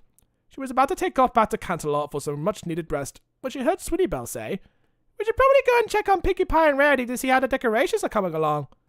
Apple Bloom nodded. Well, let's stop by Fluttershy's cottage to see how her head project is going too. Only if we visit Rainbow Dash after that. Scootaloo called after them. She was gonna draw plans for those snow castles at the entrance, remember? Of course, the young ones would ask their mentors for help. I know, because they're like sisters or something. Ugh. Luna put her hoof to her head. Yo, hoof palm. She groaned the same way she used to when she and Celestia were fillies and had to do a bunch of chores. What about when they were teenagers? They get sucked into another dimension. Princess Luna was going to have a visit a lot more dreams than she anticipated if she was going to sabotage this Winter Moon Festival without hurting anybody's feelings. Why had Celestia agreed to do this against her will? Because she's your sister, and she knows what's best of you. Chapter 11. The Royal We. When Princess Luna arrived back in Canterlot, she should have gone straight to bed. But rather than making a rational decision, Luna strolled into the throne room full of feelings.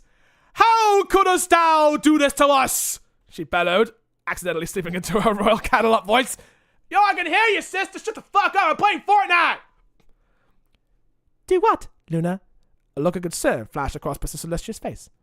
Luna's eyes had the same crazy expression as they did before she turned into Nightmare Moon. Celestia stood up from her throne and came over to her sister.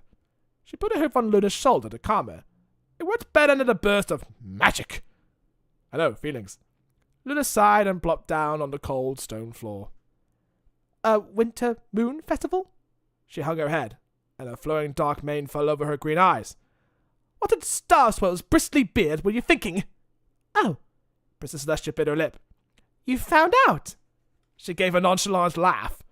It was supposed to be a fun surprise. I hate surprises. Don't say that to Pinkie. She'll gut you. Luna pouted. You know that. But what about all those times in the castle of the two sisters?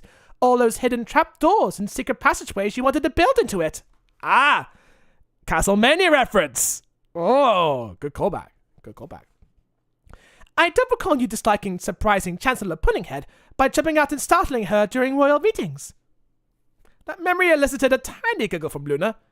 That was quite amusing. I know. Princess Celestia smiled. And this will be too. I promise. Princess Luna raised her brow in hope. So will you play along? For the sake of a surprise? Luna thought of how determined the little fillies had been in making this happen. If she told Celestia to cancel the whole event now, that'd probably still find a way to surprise her. And then, she never knew when it was going to be. If Luna went along with the fast approaching Winter Moon Festival, At least she'd be able to have a hoof in how it went. I shall play along, said Luna with a nod. But there will be some surprises for everybody else, he thought, imagining the other silly tweaks she could make to the party planner's dreams. We'll do the floss. Thank you, sister. Celestia bowed. Now, please go and get some rest. Did anybody ever tell you you were rather unpleasant when you're tired? Yo, don't tell me that. Chapter 12, Dream Team! Yo, just like Featureless Magic issue number 5. It's called the Dream Team. That's pretty cool. Again, tying into the comics, nice and slick. A strong burst of magic shot from the blue alicorn's horn and danced its way up to the glowing moon. Luna focused as she gently released the orb from its nightly duty, taking care to lower it, slow and steady, because if it's going too fast, that'll put the whole thing out of orbit. On the opposite balcony, her older sister was focusing hard as well, so that she was bringing the sun up to hang it in the ever-brightening sky. As soon as the exchange was complete, the two sisters nodded to each other. Gratias lunam et stellas. Alright, I'm gonna fucking look this up. This is another case of Latin being a thing in Equestria now. God damn it. What is up with this book and spouting Latin out of nowhere? It's crazy. Right, so translate to thank the moon and the stars. Again, Latin being a thing in Equestria is all mind-boggling because old Ponish exists and new Ponish exists. My God. And they can speak Latin now. I think it's only the princesses that can speak Latin, but nobody else can. I'm pretty sure there's a book on that. Thank you, my dear moon and brilliant stars, for another peaceful night. She trotted inside to take stock of her secret project. Luna flipped open the dream register and traced her hoof down the page. Oh, so it was just a book. Right, got it. It had been a busy week spent visiting almost every pony involved in planning the Winter Moon Festival. Everything was coming together beautifully, or falling apart like Luna wanted it to. And it was all happening without them even realizing it. In Applejack's dream, Luna suggested that instead of hot apple juice and mooncakes as party snacks, they have spicy rainbow juice and banana peel pudding, because she likes bananas. Another night, Luna influenced Fluttershy to collect a bunch of hideous blue bugs to release at the party, rather than the cute snow bunny she planned to have hopping around.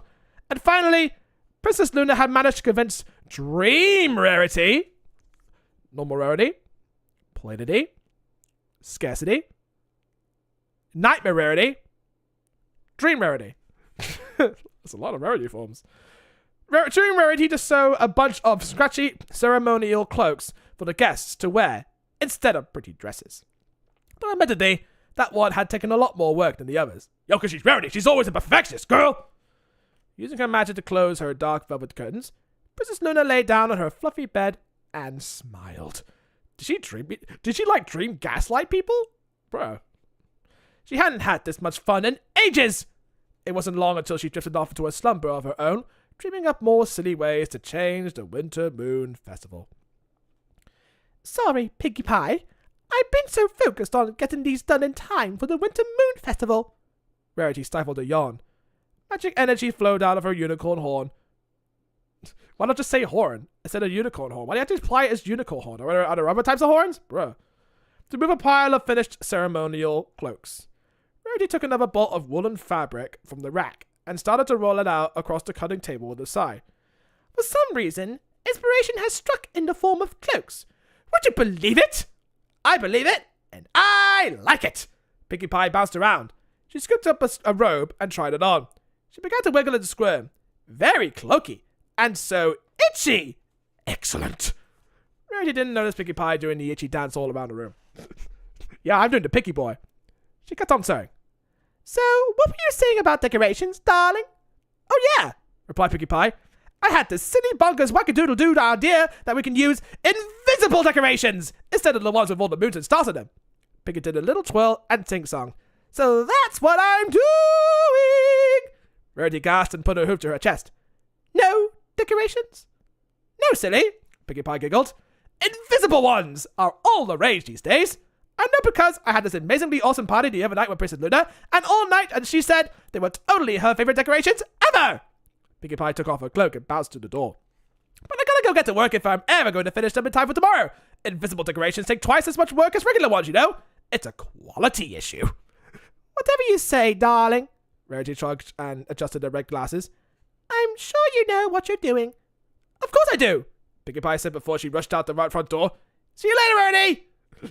Buzzed like a roadrunner. Beep beep.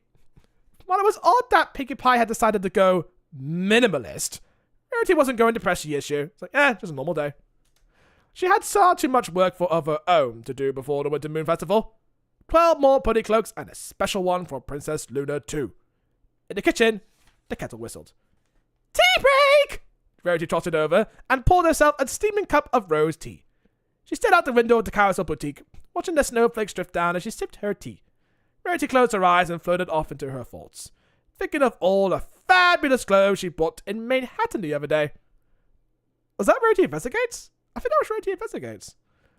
There was a unique hat she just purchased. It was covered in wool and tiny cats, and... Wait a second!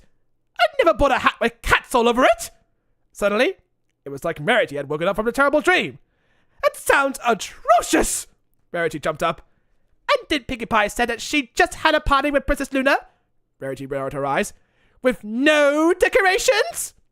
Something was definitely not right here. Wow, I like how Rarity is the first person to be sussing out. Rarity downed her tea in one cup, fixed her man in the mirror, and headed straight for Princess Twilight's castle. Yo, she's about to get them heads. She's about to deliver the emergency meeting. Chapter 13. Waking up. Naturally, the Castle of Friendship was a flurry of activity. Everybody was busy with their individual tasks for the festival.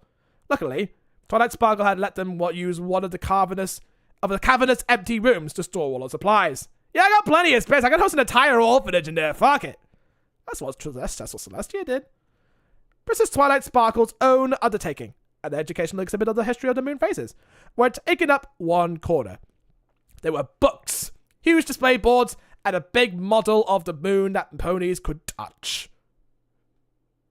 Except you, Spike. Don't eat it. When Rarity arrived, Fluttershy was leading a parade of ugly blue bugs to a makeshift pen. That's it, little buggies. Fluttershy cooed. You're going to spend the night here before Princess Luna's party. A few of the bugs nuzzled Fluttershy's yellow hoof. Rarity made a disgusted face. Fluttershy, dear, what in the world are you doing with all of those things? I got this wonderful idea, Fluttershy started to say. Was it from Princess Luna herself? Rarity guessed, growing more suspicious. Yes, actually, Fluttershy admitted. She just loves those Ugg bugs so very much. So I thought, why not have them all attend the festival instead of snow bunnies like we planned? Tell me, darling, Rarity asked, raising her hoof and pointing to the hundreds of displaced bugs. When exactly did Princess Luna tell you that she loves these bugs? It was just the other night, I think. Fluttershy bit her lip, searching. But we weren't in Ponyville. We were at the Magical Creature Summit then. Oh! Fluttershy blushed in embarrassment. I guess it was just a dream. Ah! Rarity exclaimed. Exactly! She began to... You're Rarity, good detective. Rarity investigates? That fully made you to the wonderful pony you have been. My God. Rarity, keep doing your thing. Keep doing your thing. It's like, yo, I knew it! My suspicions are correct. She began to pace back and forth. When I thought of the brilliant idea for cloaks, Princess Luna and I were just arriving back from a day of luxury shopping at Bloomingdale's. You went to Manhattan with Princess Luna? Twilight trotted over, joining in. She cocked her head to the side. When did you do that? Don't you see? Rarity smiled, triumphant. I didn't! I just thought I did. Got the traits. Applejack trotted into the room. I'm surprised that freaking Rarity's not bursting out with a Shadow Spade costume right now. Come on, it's literally Rarity Investigates all over again, but it's Luna being the sus girl. Pulling a trolley full of spicy rainbow juice. Behind her, Apple Bloom, Sweetie Belle, and Scootaloo each pulled smaller trolleys filled with banana peel pudding. So do we! The fillies chorused. Put them next to the pile of garlic necklaces in the corner, girls. Then Applejack trotted over to her friends. Woo-wee! I'm excited that Princess Luna gave me the idea to serve something different to the apples this time. Fluttershy and Twilight's jaws dropped open. Applejack wasn't serving apples? I know, out of character for her. Rarity was right! What? Applejack asked, dumbfounded. I got a piece of ham in my teeth or something? If that was the case, you'd be ill. No, answered Twilight. She trotted over to the mountain of garlic necklaces. But I think we've all got some strange ideas in our heads that were some ponies else. What do you mean? Asked Apple Bloom, joining in. Beads of nervous sweat began to form on her forehead. She made a huge mistake. Is this about the garlic? Because we can change it out if no pony likes it. I just thought, no, not at all, Apple Bloom. A smile broke out on Rarity's face. Don't you all see? I see the mess we made at the Winter Moon Festival, squeaked Sweetie Belle. She hung her head and shoveled her hooves. What are we gonna do? Get the fainting couch out of here. Nothing! Rarity laughed. Obviously, Princess Luna visited us in our dreams to change the Winter Moon Festival because she knows about the surprise. And these are the things she wants for her party. She's just far too shy to tell us. Well done, Rarity. Good detective work. Yo, when are you gonna get a medal by Mayor Mare? You sorted this out. You're already being the smart girl around here. Usually that's Twilight's job, but nah. She's got more important shit to worry about. Chapter 14. Of great importance. Since the Summer Sun celebration was an all-night affair that culminated in hundreds of ponies watching the raising of the sun together at dawn, it was only natural to hold the Winter Moon Festival the opposite way. So it was decreed by Celestia that it would last throughout the day, with the big reveal of raising the moon at dusk. Then the ponies could dance and play beneath the stars until they were too tired to move. Not that Princess Celestia was supposed to know any of this, of course. As far as the ponies in Ponyville were concerned, it was still a big surprise. But today was also the day when all the secret work she put into Oh my. That came out. As far as the ponies in Ponyville were concerned, it was still a big surprise. But today was also the day when all the secret work she put into altering the Winter Moon Festival would come to light. Would the ponies realize what she'd done? Would her sister be angry with her for doing so? Find out next time on MLPZ! It was also unpredictable that Luna actually felt a bit excited about finding out. Yeah, who was more of a bigger troll, Celestia or Luna? Because Luna just fucked over her own festival of her dreams, and Celestia fucked over her headmistress by faking an attack. It's crazy. It was fortunate that Princess Luna had managed to catch a few hours of sleep after she lowered the moon this morning. She wanted to be alert when she made her entrance. Yawning her sleepy self awake, Luna sipped a cup of hot coffee with whipped cream and idly trotted around her quarters. Yo, even a princess like her gotta drink a coffee. Oh yeah, she does drink coffee and hot chocolate, especially in the comics. Oh, that was funny. That was actually a funny issue in the microseries. It's so good. Completing small tasks from her to-do list. First, Luna got out her jewelry polish and shined each hoof cuff, her crescent moon neckplate, and her shimmering black crown. Then she nuzzled Castor and Pollux, feeling their soft owl feathers on her cheek as they snoozed away the morning. After that, she did some leg stretches with Tiberius. Oh my god, man. And they had to establish how she got Tiberius in the comics. It totally ties in. It wasn't until she was going over her dream register from the previous night that she noticed something odd. She pulled out a thread of the dream and projected it in front of her. Wait, she could do that? What the fuck? Yo, this girl is on it. As Luna watched, her jaw dropped. Right there, in the dream of a unicorn named Lyra, was something odd. The Tarex Hippo! What did I just say? What did I just say? The transparent purple hippo was chasing the mint green unicorn for a field, snapping at her as she were about to become a tasty snack. Lyra howled in fear. No, don't go after my girl, Lyra! What did she ever do to you? Did she eat a hop? She must have played a hop tune. Returning the nightmare to the dream register, Princess Luna furrowed her brow in concern. How had it got there? Or maybe it was Celestia was pranking you or something. Technically, since the Tarex Hippo had disappeared hundreds of moons ago, there was no way Luna could even know that one of them looked like. Unless the pony had been studying the creature in the dusty old book. That must have been it, Luna reasoned. Still, it was a strange coincidence, since Luna had used the Tarex Hippo as her reason for being in Ponyville a few weeks ago. Sister! Princess Celestia exclaimed from just outside the door. May I enter? You may, Luna replied, hastily closing the Ponyville dream register. It's like, it's not porn! Why does she suddenly feel guilty? Princess Celestia was dressed to impress. The tall white unicorn looked ethereal in a gossamer blue gown covered in tiny silver jewels. It draped over one shoulder and gathered around her waist with a string of braided silver rope. And instead of Celestia's usual golden neckplate, Her neck bore a delicate necklace made up of glittering stars. She was so stunning. Luna couldn't even speak. Good, then squawk. What do you think? So she lifted up her hoof to show how the beautiful gown sparkled. I said you need to go on a date. Like I said. You look beautiful, sister, said Luna. And she meant it. Suddenly Princess Luna wished she had something more appropriate to wear. Then her mind drifted to the thought of ceremonial cloaks, and she smirked. Here. Celestia produced a shimmering white gown. I had this made specially just for you. It's the color of your magnificent moon. Wow. Princess Luna admired the fabric. It was glowing as glow-in-the-dark clothes.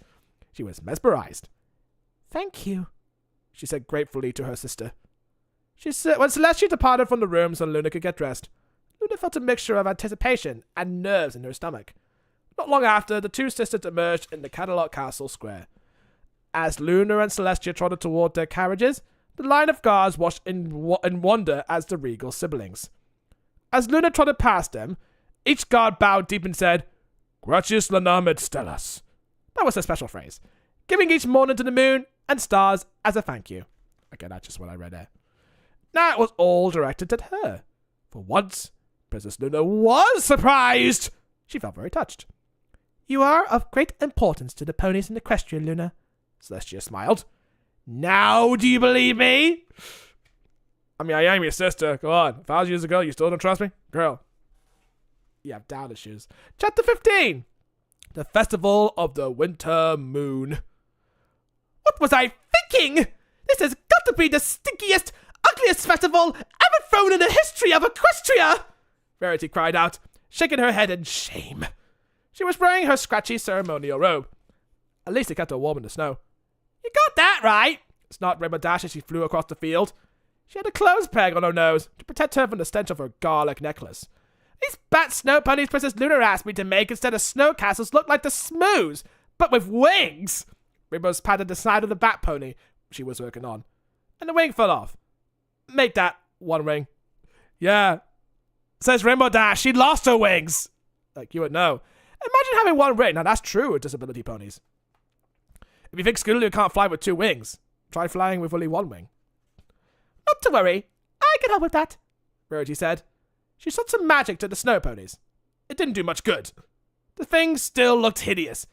Oh, drat! Looking good, Pinkie Pie called out. She bounced over. Her fluffy fuchsia mane still manages to bop up and down underneath her cupcake-shaped winter hat. Hey, they really match the decorations, Rainbow Dash. Pinkie, Rainbow said, touching her hooves down to the snowy ground. There are no decorations, remember? They're invisible. Right, Pinkie Pie replied, winking. You got it. Okay, every pony, let's all take our places. Twilight called out from the tent where her educational exhibit was set up. Princess Luna will be here any moment. The townspeople looked at one another in excitement, scrambling to find a good spot to stand when she arrived. The Kinemar Crusaders made their way to the front of the crowd. Apple Bloom was a bundle of nerves. No pony could see the fear in her eyes when she was wearing moon glasses. Do you think she'll like it? She better, said Scootaloo with an anxious smile. Otherwise, I might banish her to a moon if I became a princess. Because this stuff is all pretty weird. She gestured to the scene. Ponies were wandering about in brown woolen cloaks, moon glasses, and garlic necklaces. There was also a horde of Ugg bugs and an educational tent. There were no pretty lights or decorations anywhere. So just remember the whole episode is just entirely in black with eyes floating around. That's pretty much it. I know, Sweetie Belle bit her lip. Plus that banana peel pudding is the yuckiest thing I ever tasted. You two aren't helping me feel better, you know, griped Apple Bloom, frowning. She straightened up. There was one thing left that she had to be proud of. At least I invited some special guests. Who are they? Sweetie Belle asked. It's a surprise, Apple Bloom reminded her with a smile. Stop asking me. You'll see.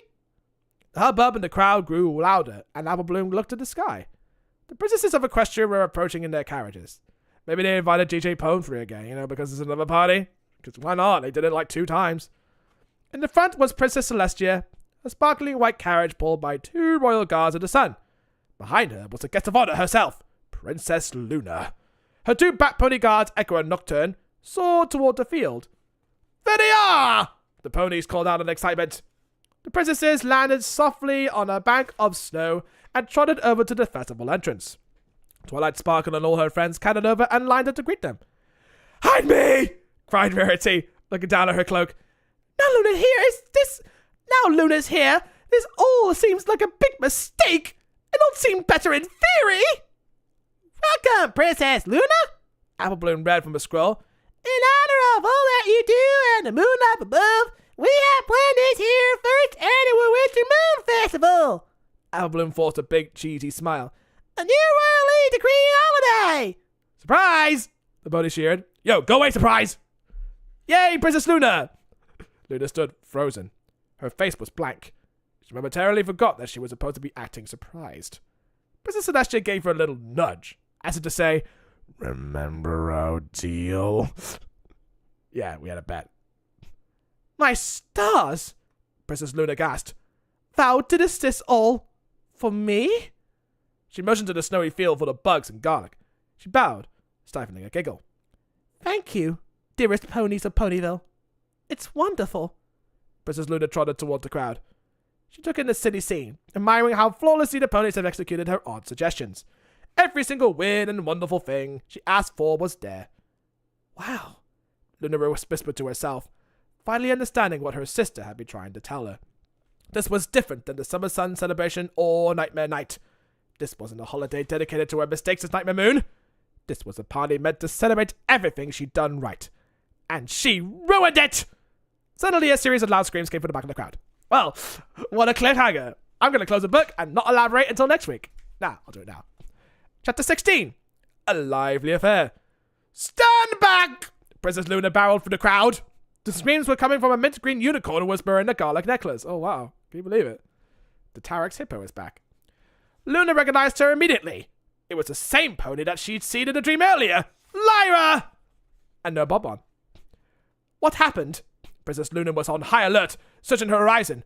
What half terrified you so? Luna was shaking. It was a beast! They weren't too far from the Everfree Forest. It could have been anything. A ghost beast! Over there! Shouted the purple Pegasus. It's coming back! Luna couldn't believe her eyes. It was actually a Tarex hippo! I mean, what else could it be? A giant Twilight? Giant Twilight. The massive grey ghost was running right towards the party. The monster looked almost the same as a normal hippopotamus. I mean, they told against a Miracle form that it could take in any form, and the only way to kill it is by turning it into a skeleton. That kind of thing. Except with pointy teeth and a shimmering, translucent body. And his prime objective was to terrify ponies. Princess Luna would not have that. Every pony in that tent! She motioned to Twilight to guard the town's ponies. Princess Celestia soared over and took her place next to her sister, ready for a fight. The alicorns pushed their hooves into a snow, standing solid. Celestia looked up to Luna. I have not seen a Tarex hippo in hundreds of moons. Why is he here? I think it might be my fault, Luna called out, remembering her little white lie to Princess Twilight weeks ago. Or blue lie. I must have accidentally summoned him! The Tarex hippo ran toward them, letting out a loud guttural noise. Sounds of shrieks escaped from the tent. The Tarex hippo smiled, then began to grow. Oh, just like a tantibus! Oh my, she's feeling that guilt again! Celestia fired a zap of pink energy at the beast to contain him, but the magic shot straight through and hit a nearby tree. And it went, ah! Melting the snow on its branches. Luna, how do we calm him? The Tarex hippo set its sights on the tent full of ponies. The tent rustled around, packed to capacity. The Tarex hippo paused to smell the air before moving toward it. What does he want? Luna whispered to herself, flying around to head him off. Then she saw it. A sack full of garlic necklaces! Luna called out to her sister. It's the garlic! You are right, dear sister. You are right. Wait. You are right, dear Luna of the night. Sakura the zebra called out as she emerged from the forest. Throw the garlic! You must! It's the only way to gain his trust! Sakura advised. Wait, did they held this festival in the Everfree Forest? Oh, that's strange. Princess Luna swooped down, snatched a bag of necklaces, and tossed them at the Tarex hippo. He opened his slimy mouth wide and caught them in one gulp. He chopped down in satisfaction as he chewed. And I guess Sakura just came in just to say that. He's like, alright, my work here is done. See ya, I'm off to make potions. to cure your illnesses. You're welcome. As he chewed, he became smaller. Luna smiled triumphantly. Citizens, throw your garlic necklaces at the beast! But be gentle, every pony. Fluttershy told him. He's just a creature that lost his way. So Twilight Sparkle, Rainbow Dash, Rarity, Fluttershy, Pinkie Pie, Applejack ran towards the Tarex Hippo. They created a circle around him, herding him just like Applejack did with the sheep back at Sweet Apple Acres. We're not afraid of you, shouted Rainbow Dash, tossing a garlic necklace. He caught it in his mouth and licked his lips. Yo, just like they're dealing with the tortoise snap later on. Except maybe your breath later. Wow, Pinkie Pie squealed. She ran out of garlic. She began to toss random items such as snowballs and balls of banana peel pudding. He's hungry! Like, hungry! Princess Luna, Twilight called out. What next? What next? Before Luna could answer the question, one of the manticores from the swamp swooped down and landed in front of the Tarex Hippo. Roar! He roared. The Tarex Hippo immediately fell into a trance-like state. Then he sat down with a big thud and fell asleep. Princess Celestia flew over. She bent down, used her magic to surround the Tarex Hippo, and gently whispered a spell. In Latin? Yeah, probably Latin. The beast floated off into the Everfree Forest, back to his sleepy cave. It was over. The ponies applauded, surrounding Princess Luna. The bat ponies, the mountain dragons, and the manticore joined in. They bowed to Luna and turned to the ponies. Y'all came! Apple Bloom jumped down and up and down with glee. I invited them and I came! Oh, and even Sakura. Yeah, Sakura was there. She got invited too. Fuck it. She was very vital. Sakura stepped forward and started talking in rhyme. As always. Thanks to Luna, we settled our score. And these noble creatures are no longer at war, she explained. Though it was many moons ago. Thanks to her, peace we owe. One of Luna's guards, Nocturne, stepped forward. He bowed his head to Princess Luna and turned to the crowd. And for this, tonight we celebrate our dear Princess of the Night, Luna the Great! What does that make Celestia? No, seriously, what does that make Celestia? Every pony cheered and gathered around to hear more stories of Princess Luna's trials. Looking at the happy faces all around her, Princess Luna had never felt so loved. In the right way. Totally the right way. I mean, she had it during Nightmare Night, but I guess she just needed more kicks. Chapter 17. Luna in the Night. After the exciting battle with the Tarex Hippo, the ponies were in the mood to party, even Princess Luna. While the festival was strange, it fit Luna just right. She was different to her sister, and she always had been. This celebration was proof of that. Princess Luna laughed with the town's ponies, who were dressed in their funny ceremonial clothing. They had put this all together just to make her feel special. Even the manticores stuck around, making new friends and tasting the spicy rainbow juice.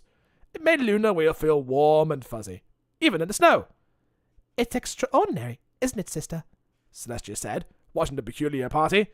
That we have the privilege by protecting and knowing such wonderful citizens? Yes, Luna admitted. You were right.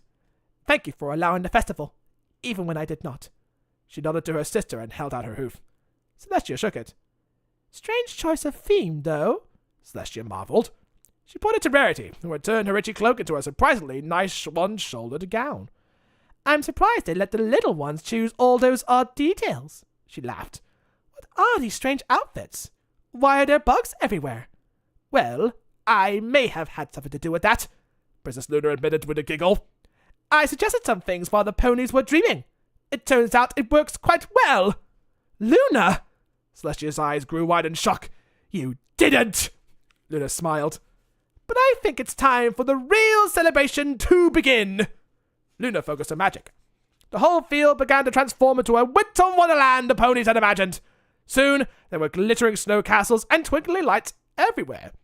Chocolate fountains and bubbling pots of hot apple juice hovered next to trays upon trays of mooncake and apple turnovers. Yeah, I could have done this all along. Whatever. The young bugs floated up into the air, spreading their wings and glowing. They danced around like stars in the darkening sky. These invisible decorations are really starting to come alive, Pinkie Pie joked. This is beautiful, Twilight said. It was the true Winter Moon Festival, just as it was meant to be. I'm sorry that I altered your plans, dear friends, Princess Luna said solemnly. I was hoping to ruin the party because I did not feel worthy of one. She turned to the Klima Crusaders and smiled. I know now that that is not true. It is such a gift to know that you ponies have care for you so much, as you all do for me. She motioned to her surroundings. So as my gift back to you, here is your festival. The ponies surrounded Luna and gave her the biggest group hug. Yeah, we fulfilled that quota again, boys. That's a true OP trait. Princess Luna felt on top of the world. She could raise 1,000 more moons. The end. Well, that's something. That was, that was Princess Luna. They just prepared a festival for her and she tried to fuck things up, but it came to her favor in the end. Well then. Not much lore about how they became to get their cutie marks or became princesses in the first place, but she did bring the Bat Ponies and the Mountain Dragons together, which is something. So she also avoided a race war. That's something. Yeah. That's all the books. That's all the books in the series. I can't believe it. And I am so fucking tired now. I am so fucking tired. I'm going to gather all these fucking books together. Because I don't even know what to do with these right now. Because I actually read through all of them now. Yeah, that's all the books. All of these. And I read them all. Holy shit. I am depressed. What a time I have wasted. But you know what? I actually like these books. I mean, Rarity 1 is my favorite because I get to be Rarity for a bit. And she has the most dramatic moments, but it's kind of an interesting plot to know that Charity also rhymes with Rarity. And I kind of figured she was a twin, but yeah, she came out to do her own thing. And they acknowledged the comics that had a opossum in it. And I can't believe this book also had to reference to comics in a way, which is kind of cool. So in essence, the comic did actually become canon in these books. So that's pretty cool, actually. Oh, I never thought my suspicion of having the comics be canon were true, because it's canon in these books. That's crazy. So if you'd like to pick these up yourself, I might sell them on eBay or something, just to get rid of them. But yeah, I had a lot of fun with these. Especially with how I'm just reading through all of them and getting a bit of lore about, there's a bit of lore in these books, which I never thought could actually happen. Like Celestia going to like Prance, which apparently is just outside of Equestria, I guess. Prance is just like a continent, and Monocult is just another section of Prance, I guess. That's kind of crazy. And there was the Neverlands, and there was Mount Eris, which I guess it's outside of Equestria. There's Cluj Town. That's crazy. Canania, Abyssinia, Diamondia, stuff like that. All kinds of lands that like just tend to be explored and stuff. Like, that's crazy, dude. Yeah, I'm done reading these books. I mean, I don't know if I can actually rank them on a tier list, but it's like, yeah, I just like reading these books and just knowing more history and stuff. That's probably what I read these books for, just get more G4 kicks. All right, I'm done. Nice to see you all, I guess. Nice to see you all. I mean, I had my fair share. Again, I'm only doing this because I like reading those books and I want to share them with people, my experiences with them, and hopefully you'll share the experience too. But that's just me. Anyway, I'm done with Generation 4 now. I read everything, and I watched everything. I don't know if there's anything else I've missed when it comes to canon G4 lore. I don't know. Hopefully I might actually look it up and see if there's anything else I missed, or is there still G4? I mean, they're trying to make Generation 4 games, but those are mostly fan games, I guess. But Generation 5 is pumping out games that Generation 4 should have had. Like, come on. Anyway, I'm done. It's nice to see you guys. Have a fun Friday, and I'll see